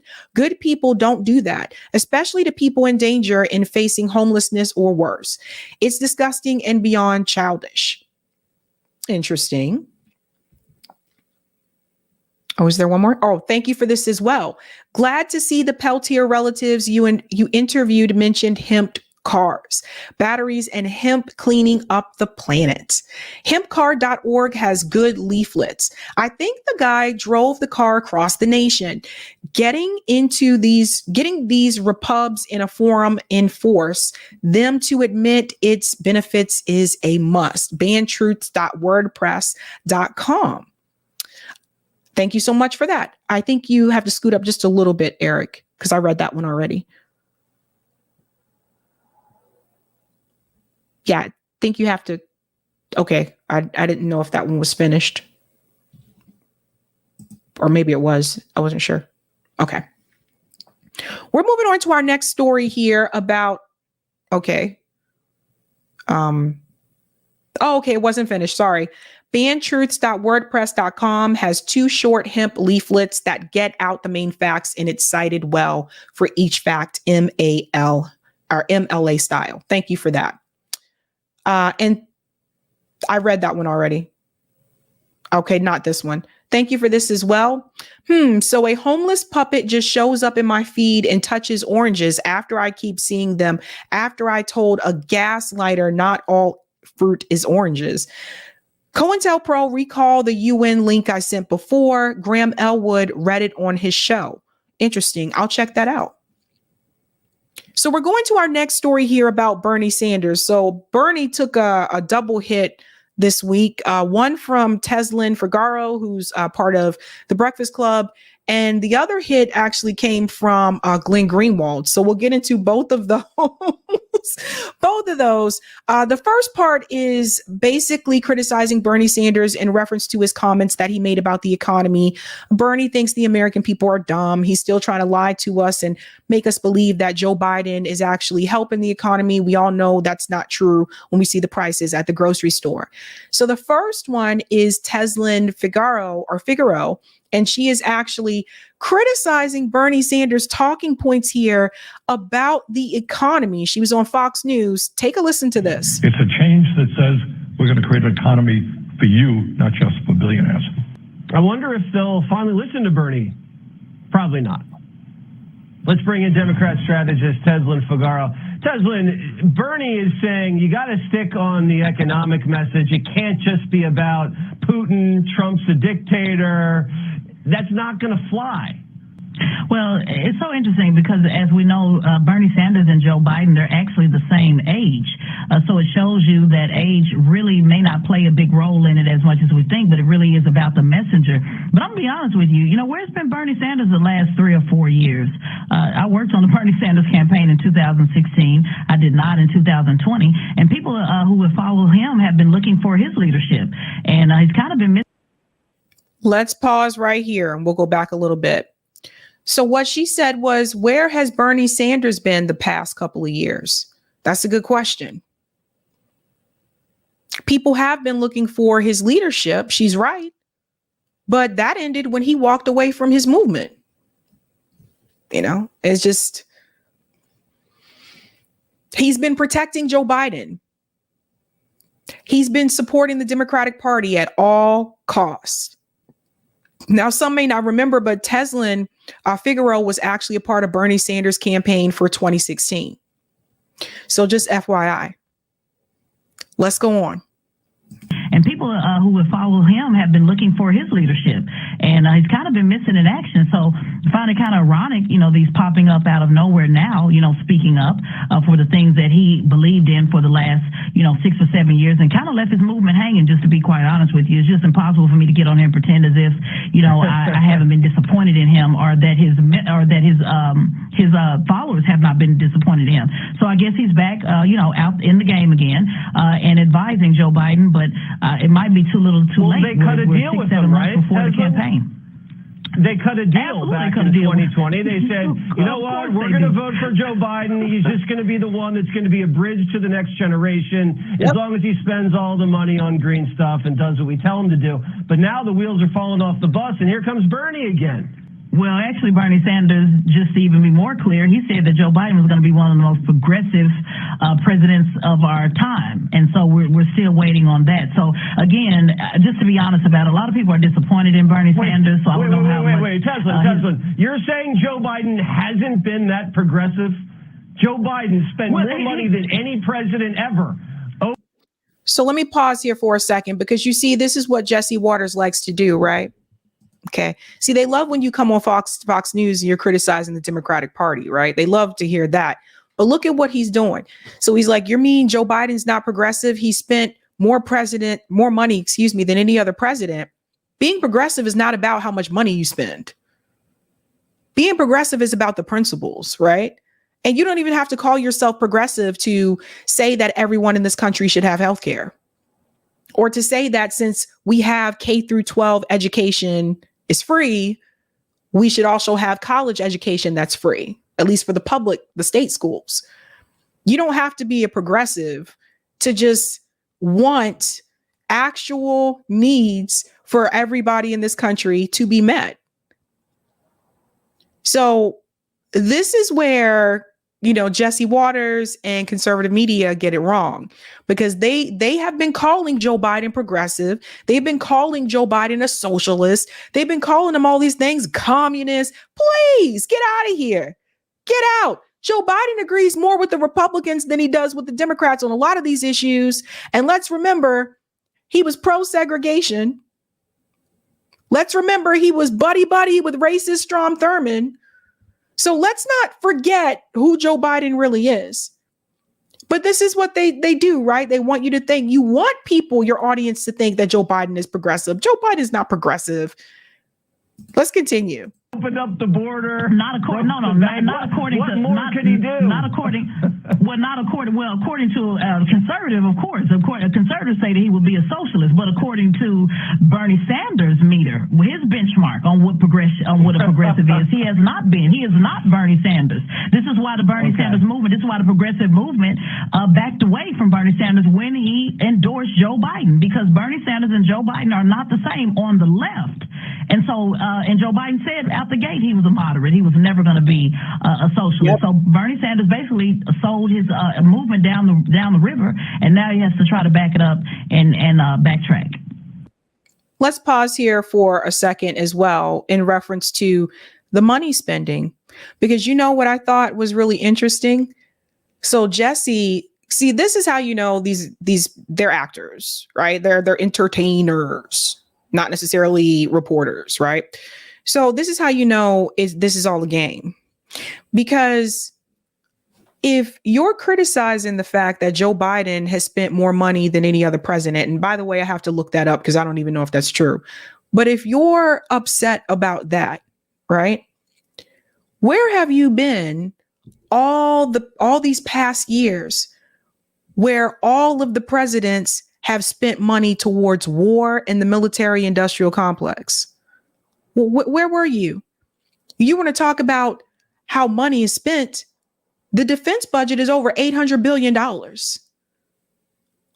Over $800 billion. That was before the war in Gaza, by the way. That was before this war in Ukraine. So why is it okay to spend a lot of money in reference to the military industrial complex and corporate America? But as soon as you talk about spending money for the people, then it's a problem. Money's still being spent. So what's the big deal, Jesse? What's the big deal? Shouldn't you be more upset about the $800 billion military budget? These are things we got to think about. All right, Tezlyn. That's just the truth. I like it. You shoot straight. The truth. We heard it here from Tezlyn. Thanks so much for joining Jesse Waters Prime Time as always. So the point that Tezlyn made in that segment is that Bernie Sanders, basically left his movement, et cetera. And when it comes to all of these issues that have been happening under Joe Biden, she's like, where has Bernie Sanders been? What happened to that loud voice that he used to have when he was running for office? Well, I'll tell you where he's been. He's been getting booed, for one, particularly in Ireland. He was in Ireland recently, and people are also not happy with Bernie Sanders in reference to his refusal to call it a genocide, what's happening to the Palestinian people, and his refusal to call for a ceasefire. Watch this. Is a UN tried to bring about a ceasefire, a humanitarian pause ceasefire, in order to provide the desperately needed aid that the Gaza people need. When you get to the word, I get a little bit queasy, and I don't. What genocide? We use the word. We got to be careful about that word. It is a genocide. What's your definition of genocide? Bernie, you have funded Zionism yourself. You have funded the Israeli settler state. Here you are, pretending you aren't. It is disgusting. Liar, liar, genocide denier. Liar, liar, genocide denier. It's disgusting. It is reprehensible. You are a child killer. You are a genocide denier. The United States military-industrial complex are the largest murderers in the world. It does not matter if it is a Democrat or a Republican. You have murdered people around the world. the Native Americans are still being genocided. I have never heard you once speak about genocide. You see what I was saying about it's not just going to be people calling Joe Biden genocide, Joe, and calling him a baby killer. People are calling Bernie Sanders that too. People are calling Nancy Pelosi that too. And these people need to hear this everywhere they go. There's no rest for the wicked. None. So remember that. Won't use the word genocide. Doesn't want to use the word ceasefire. Bernie Sanders, Tezlyn asked what's Bernie Sanders been up to? That's what he's been up to. Sucking up to the Democratic Party, kissing Joe Biden's ass. And then there's Glenn Greenwald, also has some criticism of Bernie Sanders. Bernie got knocked down this week. Let's pull it in. Bernie Sanders is probably the person I find most loathsome in all of this. Because, as I said, one thing you cannot criticize the Israelis for is that you cannot say they hid their intentions about what they were going to do in Gaza. They were very clear about what they intended to do, which was destroy Gaza. Yep. And when it mattered, and when it was hard, believe me, to stand up and oppose what the Israelis were doing in Gaza, to oppose the United States support for it in October and November, when it actually mattered, Bernie Sanders was running around defending Israel, opposing a ceasefire, insisting that the Israelis were acting properly, and defending Biden for arming and financing Israel. And Bernie Sanders has begun to change his rhetoric solely because there are polls showing that the Biden administration is endangered by anger over the left. In fact, anger over the left, including against Bernie Sanders. Here from the New York Times, you see an article November 30th on Israel's war against Hamas. Sanders faces a backlash from the left. The progressive disappointment with the Vermont senator, a liberal icon, reflects a broader divide among Democrats over the war. And it talks about how Biden's reelection can be imperiled if this continues for so long. And the anger of Bernie Sanders was because when it mattered, when it was hard to stand up and oppose what Israel was doing, the emotions around October 7th were very high. And anyone who did it suffered a significant cost. I can assure you, Bernie Sanders was cheering Israel on.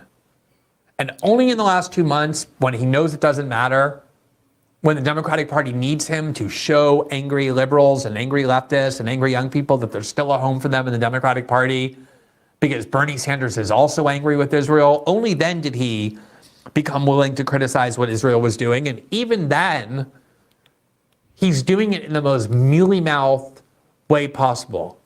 Here is a remarkable interview, and I want to credit the journalist. Yeah, it's Ashkara from Navarra Media, who did a great job in trying to press Bernie Sanders, who's in the UK, on exactly what his position is. And you tell me whether you think, again, he's definitely willing to criticize Israel, now that it doesn't matter anymore, that he needs to do so politically, but just listen to how he refuses to give his real opinion on any of the questions she's asking. This is the most telling part right here. The most telling part.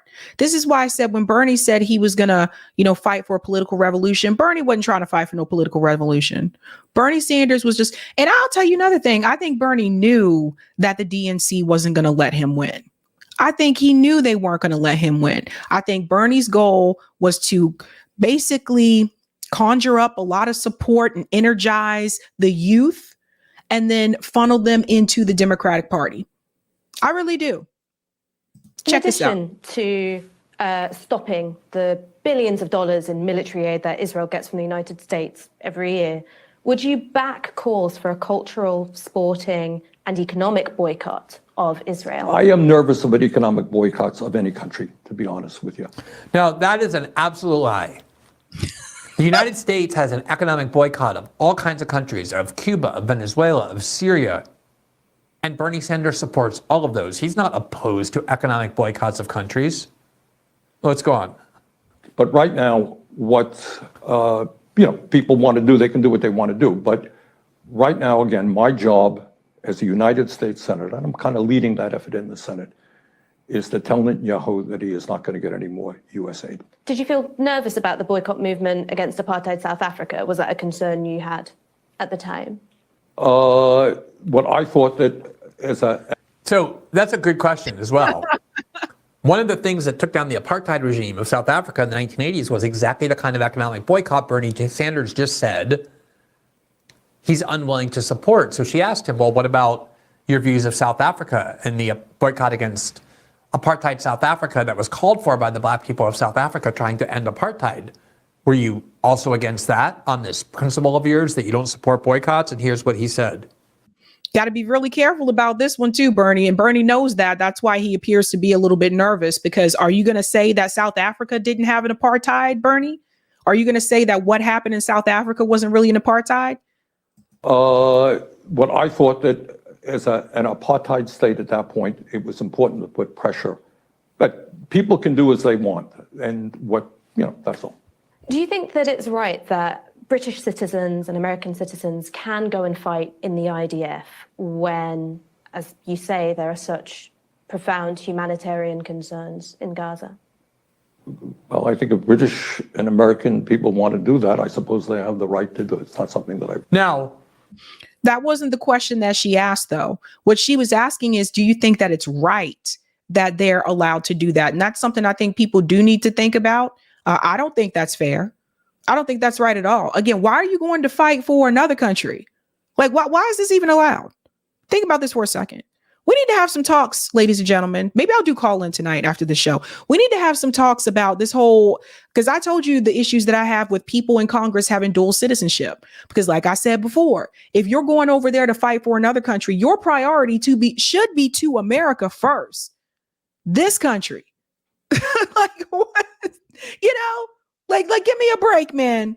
That is not a universal right. You don't have the right to go and fight in the Russian army, or to go fight in the Syrian army, or to go fight in the Iranian army.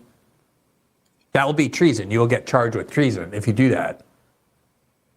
But Bernie Sanders saying, but for Israel, yeah, if you want to go fight for Israel, as a lot of Americans do, people make a big point of the fact that among the hostages taken by Hamas on October 7th were Americans. That's because a lot of Americans go and fight in the Israeli army. And there may have been some hostages who were just visiting. There were hostages representing, I think, 9 or 10 nations, including Thailand and Brazil and other countries. But big reason why there's so many Americans in Israel is because Americans go and fight for the Israeli Defense Force, something you're allowed to do, even though you're not allowed to do that for every other country. Yeah, and I don't think that's fair. I really don't. Really thought a whole lot about it. Do you think they should have the right?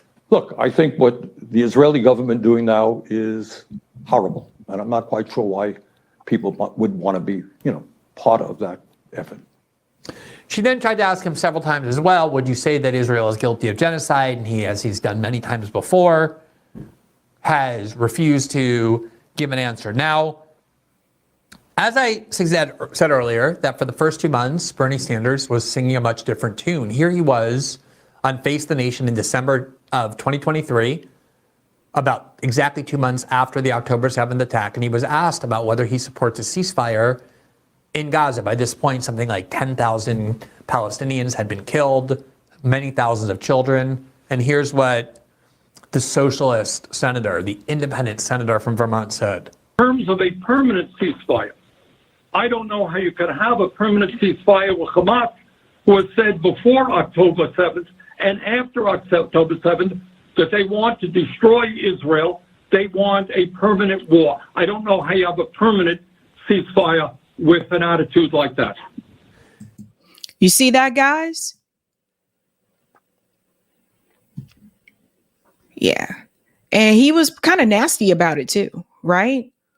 Like I said, it still didn't want to call for a ceasefire. And this isn't the first time. There was another video, it was an older video, I played it on the show before, of Bernie Sanders in 2014. So before he ran for office. In 2014, he was at a town event in Vermont, and someone from the audience stood up and asked Bernie Sanders, I want to talk about what's happening to the Palestinian people, how they're being dragged out of their homes and da-da-da. Bernie Sanders told that audience member to shut up and said, we have to get rid of Hamas. So I ask you again, we mentioned the Tulsi Gabbard thing. Like, was Tulsi Gabbard like that all that time and we just weren't really paying attention? And I say the same thing about Bernie Sanders, and you'll see in just a second, this is who Bernie Sanders always was. As long as he's been in the Senate, at least. Maybe go back to the 70s and see some old school videos of Bernie Sanders, and you'll see how different he was then. But for the most part, this is who Bernie has been as long as he's been in the Senate. Now, Bernie Sanders got a lot of support for saying that, including from the biggest pro-Israel activist group, AIPAC, which promptly went to Twitter and said, "Thank you, Senator Sanders, for your strong opposition to a permanent ceasefire with Hamas." There are people who from the start opposed the Israeli war in Gaza and U.S. support for that war, and who still do. And then there are people who supported the Israeli war in Gaza. I know a lot of people in my life who did that and still do. And on some level, I can at least respect the intellectual consistency of that. People in my life said, look, what happened on October 7th is an absolute atrocity. No country can allow that to happen. And whatever Israel needs to do to go prevent that from happening again, I support that. And those people have continued to this very day to maintain that principle. What Bernie Sanders and so many other Western liberals did was stand up when it was so politically cheap to do so, when it took courage not to do it, and stood up and applauded the Israelis and said, we support the right of the Israelis to go in Gaza and do what they want to do. Knowing that the Israelis would do exactly this because Israel said it would. Yep.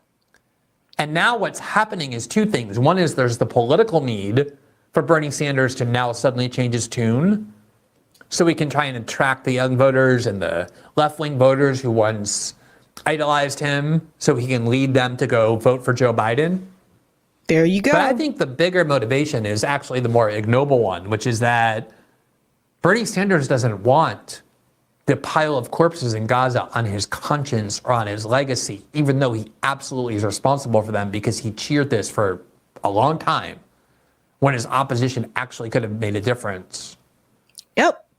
And a lot of these Western liberals who cheered Israel when there was so much pressure on them to do so, now are suddenly saying, oh my, this is too far.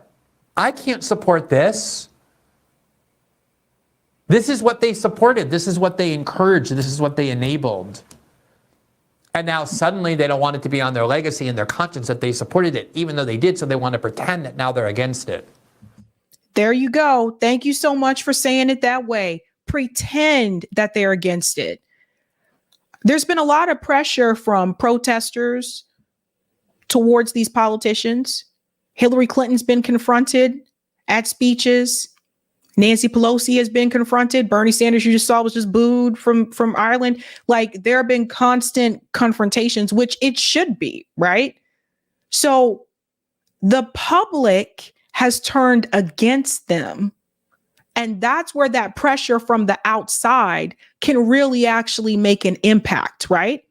So if the public has turned against the politicians who were given the arms to Israel, the public also is turning against Israel, which is why Joe Biden made that statement when he had the discussion with Netanyahu and said, Israel is losing support.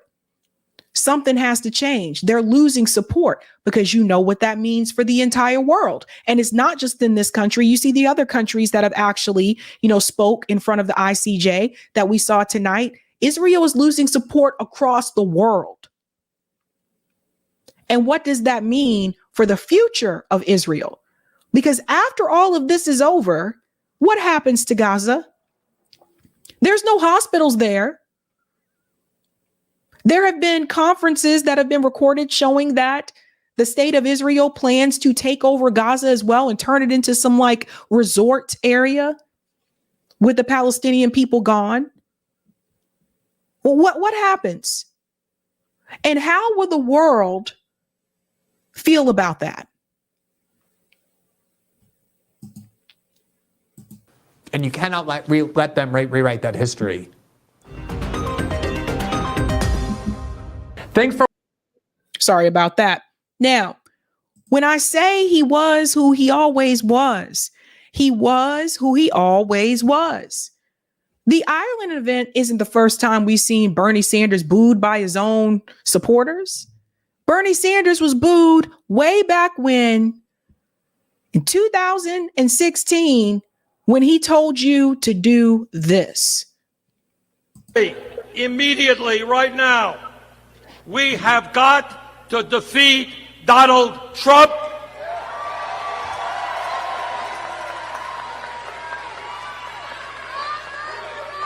And we have got to elect Hillary Clinton and Tim Kaine.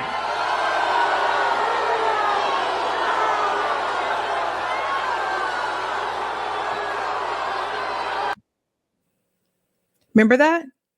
Political revolution, fight back against corporation and corporate greed, but vote for the person who is a part of corporate greed. Vote for the person that's taking money from Goldman Sachs, the hand-picked puppet. Remember that? This is who he always was.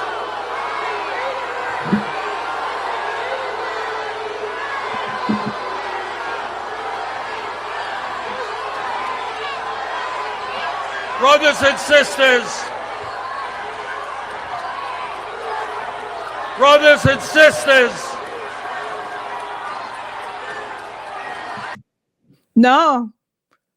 no brother, no sister, no brothers and sisters. And then in 2020, he told you to do this. Is the most important in the modern history of this country. In response to the unprecedented crises we face, we need an unprecedented response, a movement like never before of people who are prepared to stand up and fight for democracy and decency and against greed, oligarchy, and bigotry. And we need Joe Biden as our next president. Stand up and fight against greed and oligarchy and all that jazz, as if that doesn't also apply to Joe Biden, as if he's not bought and paid for, right? See how it works? Let me take this opportunity to say a word to the millions of people who supported my campaign this year and in 2016. The word should have been, I'm giving you refunds, bitch. That's what the word should have been. I will be giving all of you refunds for donating to my campaign because it was a fraud, because it was a sham. That's what the word should have been. My friends, thank you for your trust, your support, and the love you showed Jane, me, and our family. Together, we have moved this country in a bold new direction. Notice he said, so when it was 2016, when he told you to vote for Hillary, brothers and sisters, now you've been demoted to friends. He said friends in this one. Showing that all of us, black and white, Latino, Native American, Asian American, gay and straight, native born and immigrant, yearn for a nation based on the principles of justice, love, and compassion. Our campaign ended several months ago, but our movement continues and is getting stronger every day. Many of the ideas we fought for that just a few years ago were considered radical are now mainstream. Those so-called radical ideas that he said are now mainstream, have any of them passed on the national level? No. Not even the $15 minimum wage, by the way. They passed in the states. Holler at the states. But let us be clear.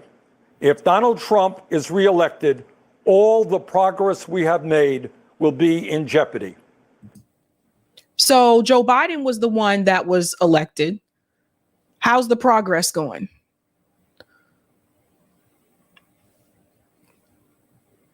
So here he comes with the fear mongering.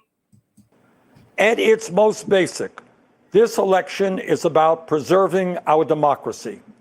During this president's term, the unthinkable has become normal. He has tried to prevent people from voting, undermine the U.S. Postal Service. Pause. So notice even then, it was all about protecting our democracy, the same talking points that you hear them making today. It's the same script they've been repeating. Now, he brings up the unthinkable part. He said he's tried to stop people from voting. How is that unthinkable? And why is he pretending like that's never happened in this country before? That happens every election. That happens every election. Faulty voting machines in certain neighborhoods and working machines in others. People losing ballots. This has been happening for the longest time. What is he talking about? But see how he gaslights people. Deployed the military and federal agents against peaceful protesters, threatened to delay the election, and suggested that he will not leave office if he loses. Didn't Obama employ the military in Ferguson? Didn't Barack Obama employ the military in Ferguson? And for people to say, oh, they were all being violent. No.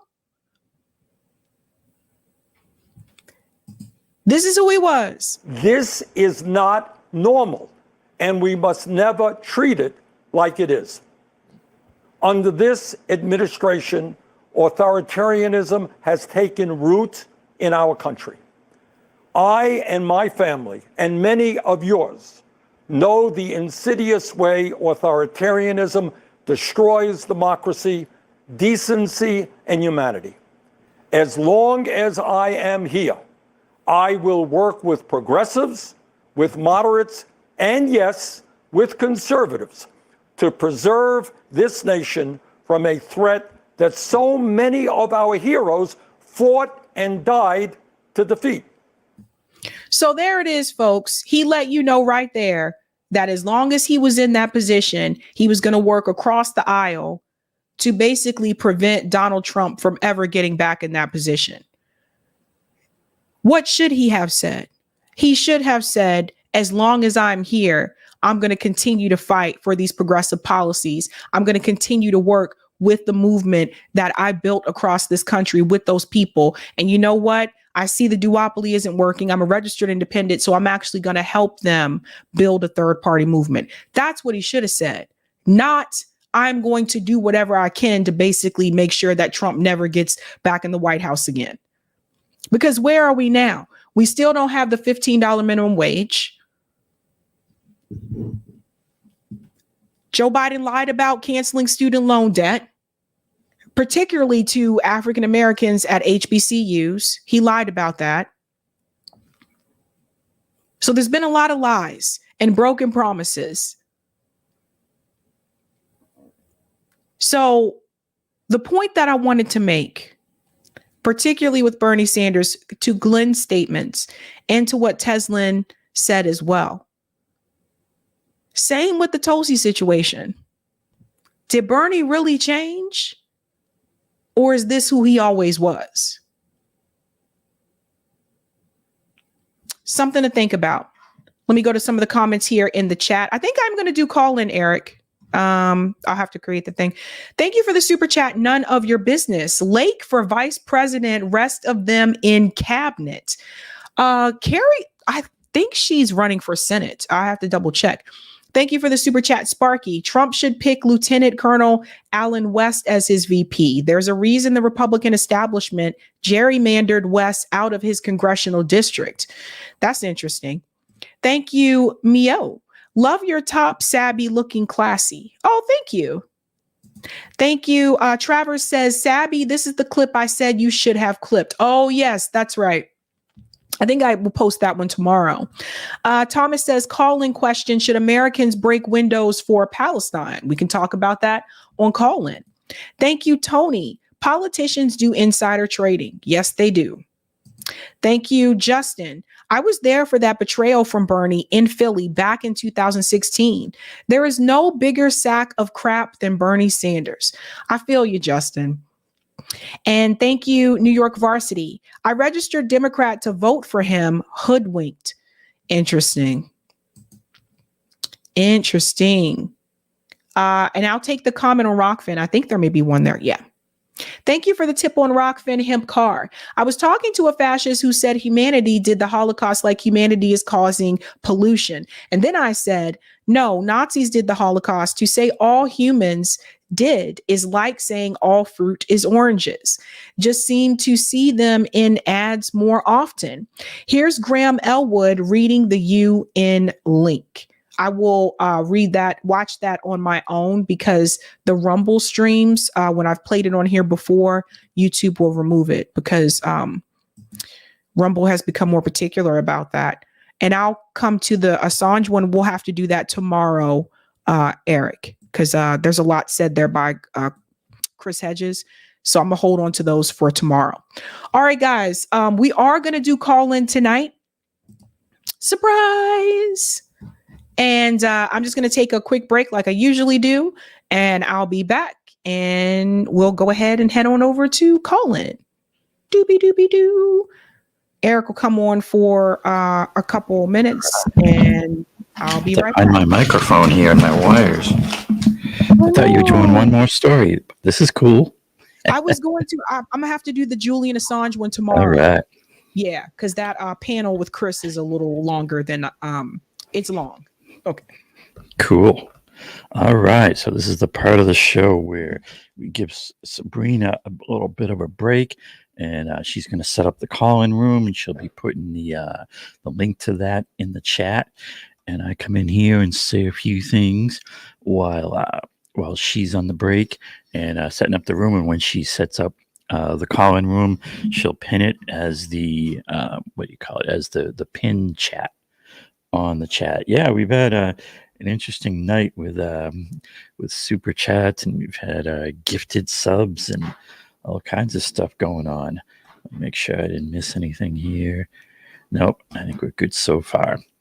Now, one of the interesting ones I thought was check the level. Yeah, that looks good. I always have to check my audio levels too. One of the interesting ones in the chats that we highlighted was this idea of the call-in question: should Americans break windows for Palestine? And that can be an interesting thing as far as a question, as far as those tactics, and we can talk about that in call-in. And yeah, it's always things with protests and tactics. There's the one side that you don't want to be too violent, or you don't want to turn it into violent conflicts, because then the other side gets violent, and the government side's always going to win because they have all the weapons and all the power. But there's the argument that none of these protests don't get coverage and don't get on TV and get noticed unless something newsworthy happens. So broken windows and violent interactions and whatnot, make the news. So it's a tricky thing, and I guess it needs some kind of balance thing there. I mean, I would worry. I would want to focus less on the tactics and what people are doing versus, what are the real demands and the goals, right? What I think we really have to start there. And if you're kind of not being clear about, if you don't have a clear set of demands and goals, and you just start with tactics and start arguing about tactics, then you kind of miss. I feel like you kind of miss the you kind of jump in the gun. And so I'd like to see, regardless of the tactics and exactly how we're doing it, I'd like to see us have those clear sets of demands. And if you want an example of what I think is a good set, you can go to 11demands.org and look at the demands we have that are put up there, as far as real health care for all, end the wars, and the kind of list of things that we all talk about. But then I always put at the top, systemically, is dealing with the money, right? And I feel like if you're having all these conversations and you don't talk about the money, then you're missing the point, and you're not going to see why things are really happening like they are. So like the Bernie thing, right? What's up with Bernie? Well, Bernie got paid, right? It became a thing where it was made clear to Bernie that he was the only way he was going to keep his position and keep the money, his nice salary and all that rolling in was if he played ball, if he was a good player in the game. And, he's just a player in a corrupt system. And so if you spend all your time only worrying about Bernie, I mean, it's, he needs to be called out, but then the conversation needs to jump to, okay, but Bernie is part of a corrupt system. That system runs on money, and that system at its core, right? What's the core problem? The core problem is you have this small number of very rich people at the top, the billionaire class, and it's them and their playthings, the huge corporations, use their influence and their power to corrupt Congress. Congress is implacably corrupt, and we need to always call that out. And they're using that to get their way, to bend this whole system to benefit them. And the whole system is basically theft. It's basically extraction from all of us who do real work for a living up to this billionaire class who their only game is extraction. Just like, like Wall Street and the banks, it's all about making money off of money, and the whole system is based on extraction. So then after you call that out, you have to say, well, what's our demand, right? Our demand is we need a better system. We need to fix this stuff. We need to call out the corruption. I saw another chat in there saying, we need term limits for Congress. Yes, we do, but it's one, that's one tool. And if all we concentrate on is that one tool, we're not going to get there. It needs to be a holistic recognition that it's all about the money and the corruption. And we need to get real about seeing that and demanding an end to it, right? And if you're demanding an end to the corruption, then you get to, okay, then how do we do that? And then you can talk about practical things, and we need to be looking for, if we're going to vote for anybody, we need to be voting for people who have a clear vision of what those fixes would be. And it's about getting the big money out. And so MCDS the F out of everything, right? That's right. That's right. Yeah. One of the clear, factors for me is when I'm interviewing a candidate and I feel like they don't have a plan. I get your policies, I get your platform, but how are you going to implement these things? And then if I don't get answers from that, that's very telling to me that they don't really have a plan. They should be able to say, well, lay out the plan and be able to say, well, look at this page on my website. Well, that's my plan. And, if that's not there, then, either they're fake or we need to get them there. I don't know if we showed, did we show this chat from is that the right one? No, sorry, I got the wrong thing here. There was one. No, I think we got them all. All right. Yeah, I think we got them all. I learned that from Bernie as well, because Bernie said we're going to do Medicare for all and all this stuff, but he never explained how he was going to do it. That's another thing. He never really took on the billionaires and the money the way he said he was going to. That's right. Just be aware of that, you guys. Thank you for this, Terry. Poor people rally downtown Boston starting at Old State House, March 2nd, 9:30. Everybody see that? All right. Cool. Let's bring in the call. Everybody you see in the call-ins. I'll see you in the call-ins. This is episode 155. The U.S. veto. We can talk about Bernie, Tulsi, and Trump, etc. Let's chat. And we can also talk about, if you guys got a chance to see the Scott Ritter interview that premiered earlier today, we can also talk about that as well. But let's head on over there. The link is pinned to the top of the chat. So you guys know how we do this. Oh, you guys like the new thing? Yeah, they changed this. So this was the old one. Oh, where'd it go? This was the old card, and this is the new one. I'd like it better. And then tomorrow you'll see the countdown. So I'll implement the countdown tomorrow, which should be pretty cool. I didn't want to do that while I had a guest and have them just sitting here like waiting for the countdown. But yeah, let's head on over to call in, guys. Link is pinned to the top of the chat. You know how we do this. Have a good night. Keep up the fight.